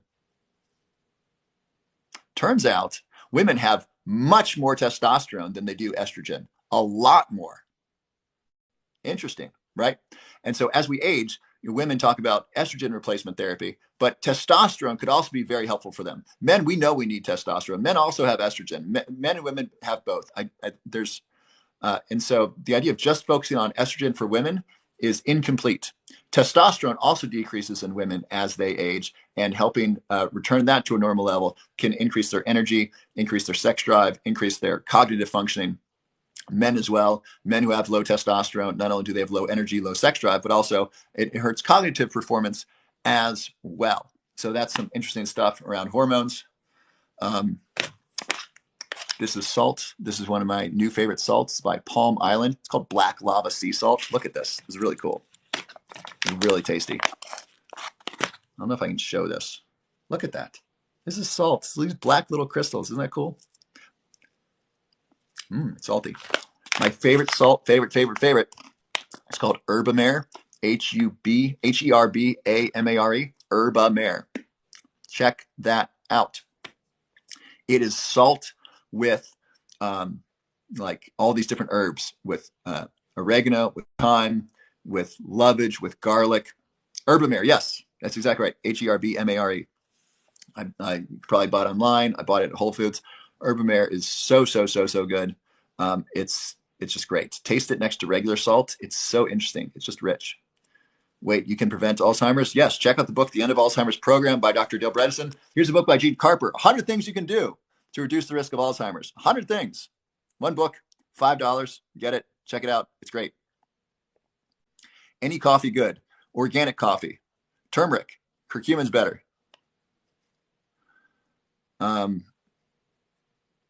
Such a smart young man. Why, thank you. My parents must be proud. That's very kind of you to say. Thank you so much. All right. Herbamare, Herbamare. Anything else fun to show you? Oh, this is my favorite essential oil. I'm using this. I like to wear this. I like to smell good, number one. Number two, it's nice to have on. It's stimulating. People with ADHD report that smells are really helpful for them. And then another fun thing is I like to wear this behind my ears. And when I go to hug people, usually women comment on it. They say, "What is that?" Because it's a blend. It's a blend of cinnamon and eucalyptus and what else? Orange peel. There's all these different scents in it, and so they get they're curious. They want to figure it out, which is really fun. And I used to wear cologne like Acqua di Gio and those basically processed things. And then coming to Boulder, I started using more essential oils. It just feels more natural. And they're less expensive. I'm guessing they're healthier for my skin. I don't know that because I don't know what's in those perfumes. Oh, interesting thing. I learned this from Dr. Robert Sapolsky, who's a neuroscientist and a biologist at Stanford. What's the name? It's called Defend Blend. It's from Whole Foods. Defend Blend. It's a blend of oils. It's really fun. And Dr. Robert Sapolsky said some perfumes were made out of cat sweat, specifically male cat sweat. Now, why would they do that? Because, yeah, I love Robert Sapolsky. Yeah, he's great. Because the cat sweat has got some hormones in it, some pheromones, and who buys perfume, men or women? Probably more women. And so you want the perfume to be attractive to women. So what's attractive to women? Male pheromones. And so you get cat sweat, you get male cat sweat filled with these pheromones, and then you put some scents to it. Some scents is in smelly scent. And then women are like, oh my gosh. And it's like exciting. It's invigorating. They feel something and they like the smell and say, ooh, I like this. And then the men, we're not indifferent, but women have a much stronger sense of smell than we do. I think in part this is because they needed to protect children from bad food. There's a theory, I probably heard this from someone, this is not hardcore science, but women, generally speaking, have stronger sense of smell than men, possibly because they were required to protect the children from spoiled food. Men out in the hunt, if we're starving, we're going to eat whatever we find. That's just how we operated. We survived. We didn't. Women have to look after the children. They got to be really careful with this stuff. And so you want to make your perfume attractive to women. So they used cat oil. Or cat sweat from male cats. I highly recommend Dr. Robert Sapolsky's. I recommend his biology lectures. He's got a whole class on biology at Stanford. It's really fun. It's really good. He's really fun. He's very smart. He tells a story about soccer. He tells a story about violence. He said, who here thinks we like violence? Who here thinks we hate violence? Well, you're both right and you're both wrong. We like appropriate violence. So here's his story. He says, so I play soccer, and he's a little guy. He's like, I'm a little guy, and I kind of get pushed around a little bit on the soccer field. And there's this guy who always likes to guard me on the soccer field. He's this big guy, and he's an asshole. He's pushing me. He's elbowing me and behind my ear. He's doing these really illegal things as we're playing soccer. And so, the other week we're on different teams, And he says, oh yeah, I'll guard that guy, which means he's guarding me. And I'm thinking, oh boy, here it is. And so as we're playing, he's, of course, this other guy's playing real dirty. He's elbowing him in the head and the neck and just pushing him, doing really illegal things in the game, but it's not being called. So what does Sapolsky do? He waits till no one's looking, and he trips this guy. And he trips him hardcore, falls smack right on his face. And what does his classroom of Stanford students do? They cheer. They're so happy. Why? Because we like appropriate violence. We as human beings like violence against the aggressor. We don't like the person who initiates aggression. We like the person who responds to it in a healthy way and gets back at them, right? This is what we like. This is the story that we like. We're rooting for Sapolsky on that soccer field. We love it when he gets back at him. And these are just some of the fun things you learn from his class. It's really great. What happened to karma? Yeah, well, I mean, maybe that's his karma, right? He took this guy out, landed flat on his face. I think it was in a mud puddle, right? He really got this guy. It was great. So I really like his class. Excuse me, tons of fun. I'm going to get going. I'm recording a master class tomorrow. I would stay on here for another hour. It seems like 9:45 my time is when people really come on. Like there's now 500 people here. There were 300 people here an hour ago. And so it seems like the late night crowd really picks up. I don't know what to do with this because there's only so much time I can be on here before I lose my voice and lose my mind. Probably won't lose my mind. This is way fun. I'm having a great time. I want to say thank you so much for being here. It's my favorite part of the day because I get to come here and hang out with you. This is just really fun. We get to talk science. I get to share valuable things that I think are helpful to you. Really appreciate it. I'm not in the PhD program at CU. If you want to read about my experience, you can go to in education, www.bettermemorysystem.com/research. Let me just read the final comments here. Thanks. You're welcome. I'm just really honored and glad to be here. This is so much fun. I love you. God bless you. You're such wonderful people. Thank you for spending your Tuesday night learning about science, learning about neuroscience, learning about diet and supplements, ways to improve your memory, reduce the risk of Alzheimer's, help with ADHD, and have some fun together. I missed. Well, don't worry, honey. You can watch the replay on YouTube, and it'll be just as fun. And you can listen to me fast forward. Maybe that'll be more fun. I don't know. And so really just, I honor you for this is how you choose to spend your time. If you want more content, please subscribe on YouTube. I'm on YouTube I am Robert W. Love or Robert W.B. Love, excuse me. You can also subscribe under my profile. Sign up for my free masterclass. So this masterclass is 45 minutes long. It's my best stuff. You can sign up for free.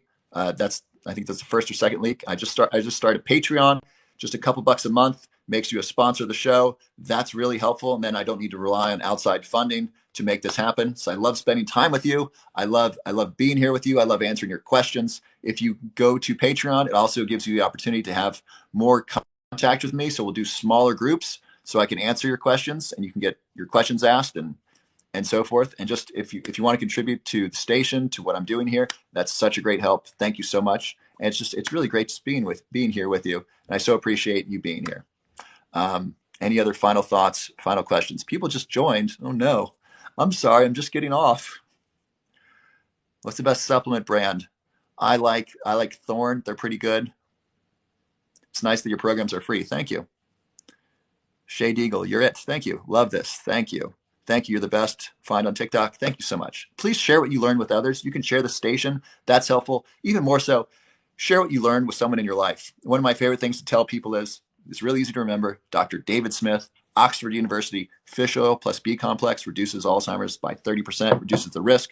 Really big deal. Vitamin D is a big issue. Dr. Stephen Gundry talks about that. About 40% of white Americans, 70% of Black Americans are deficient in vitamin D. It's a real big problem. Supplements a great idea. 5,000 international units a day is a good start. You can go up to 10,000 IU. Check with your medical doctor first. I need to lose weight. Do I recommend a cleanse? I recommend finding fun exercise, improving your diet, getting really good sleep. I recommend those things. The diet's really the most important part for weight loss. Find a healthy, sustainable diet that you like. If you don't like it, it's hard to do. Food's so enjoyable. I love food. People are like, how do you eat this way? Well, at this point, I like the sardines these sardines. They taste really fishy, but I like the taste. and I add apple cider vinegar, and I like it. It's pretty good. What brand fish oil? I'll tell you, they were sold out on Amazon last time people posted this. So you might need to find it somewhere else. It's pure. It's pure. It's natural force. Is that what it is? Natural force, pure omega-3. Okay, this has been loads and loads of fun. It's been great chatting with you. I love you. God bless you. I will see you tomorrow. Actually, we can do this tomorrow. Let me think. I'm recording my master class all day. We'll meet tomorrow. We might meet on the earlier side, like 7 to 9 or 7 to 8:30 or something like that. So we'll meet a little bit earlier tomorrow. So please try to come on earlier if you can, because I'm gonna be pretty tired, and that'll be the end of the day. I'll be recording content all day, and hopefully we can hang out tomorrow and have a wonderful evening. Get great sleep. I love you. God bless you. I will see you tomorrow. Good night. What time? What time is it now? It's 9:50 now. So think 2 hours earlier tomorrow is when we're going to start. Something like that. Maybe even 3 hours earlier. I've been on almost 3 hours. Damn, this dude is cracked. This dude's cracked. Yeah, I'm getting tired. That's for sure. Good night, Mega Woman. You're welcome, Phoenix. Thank you, Green Sunlight. Hi, Zulu. Good night. Good luck to you. Thank you. Thank you, Ocean. Thank you, Love Abandoned Dogs. Yes, 10:50 there. Wow, you're really on late. Good night, Shayna. Bye, Vilma. Nighty night.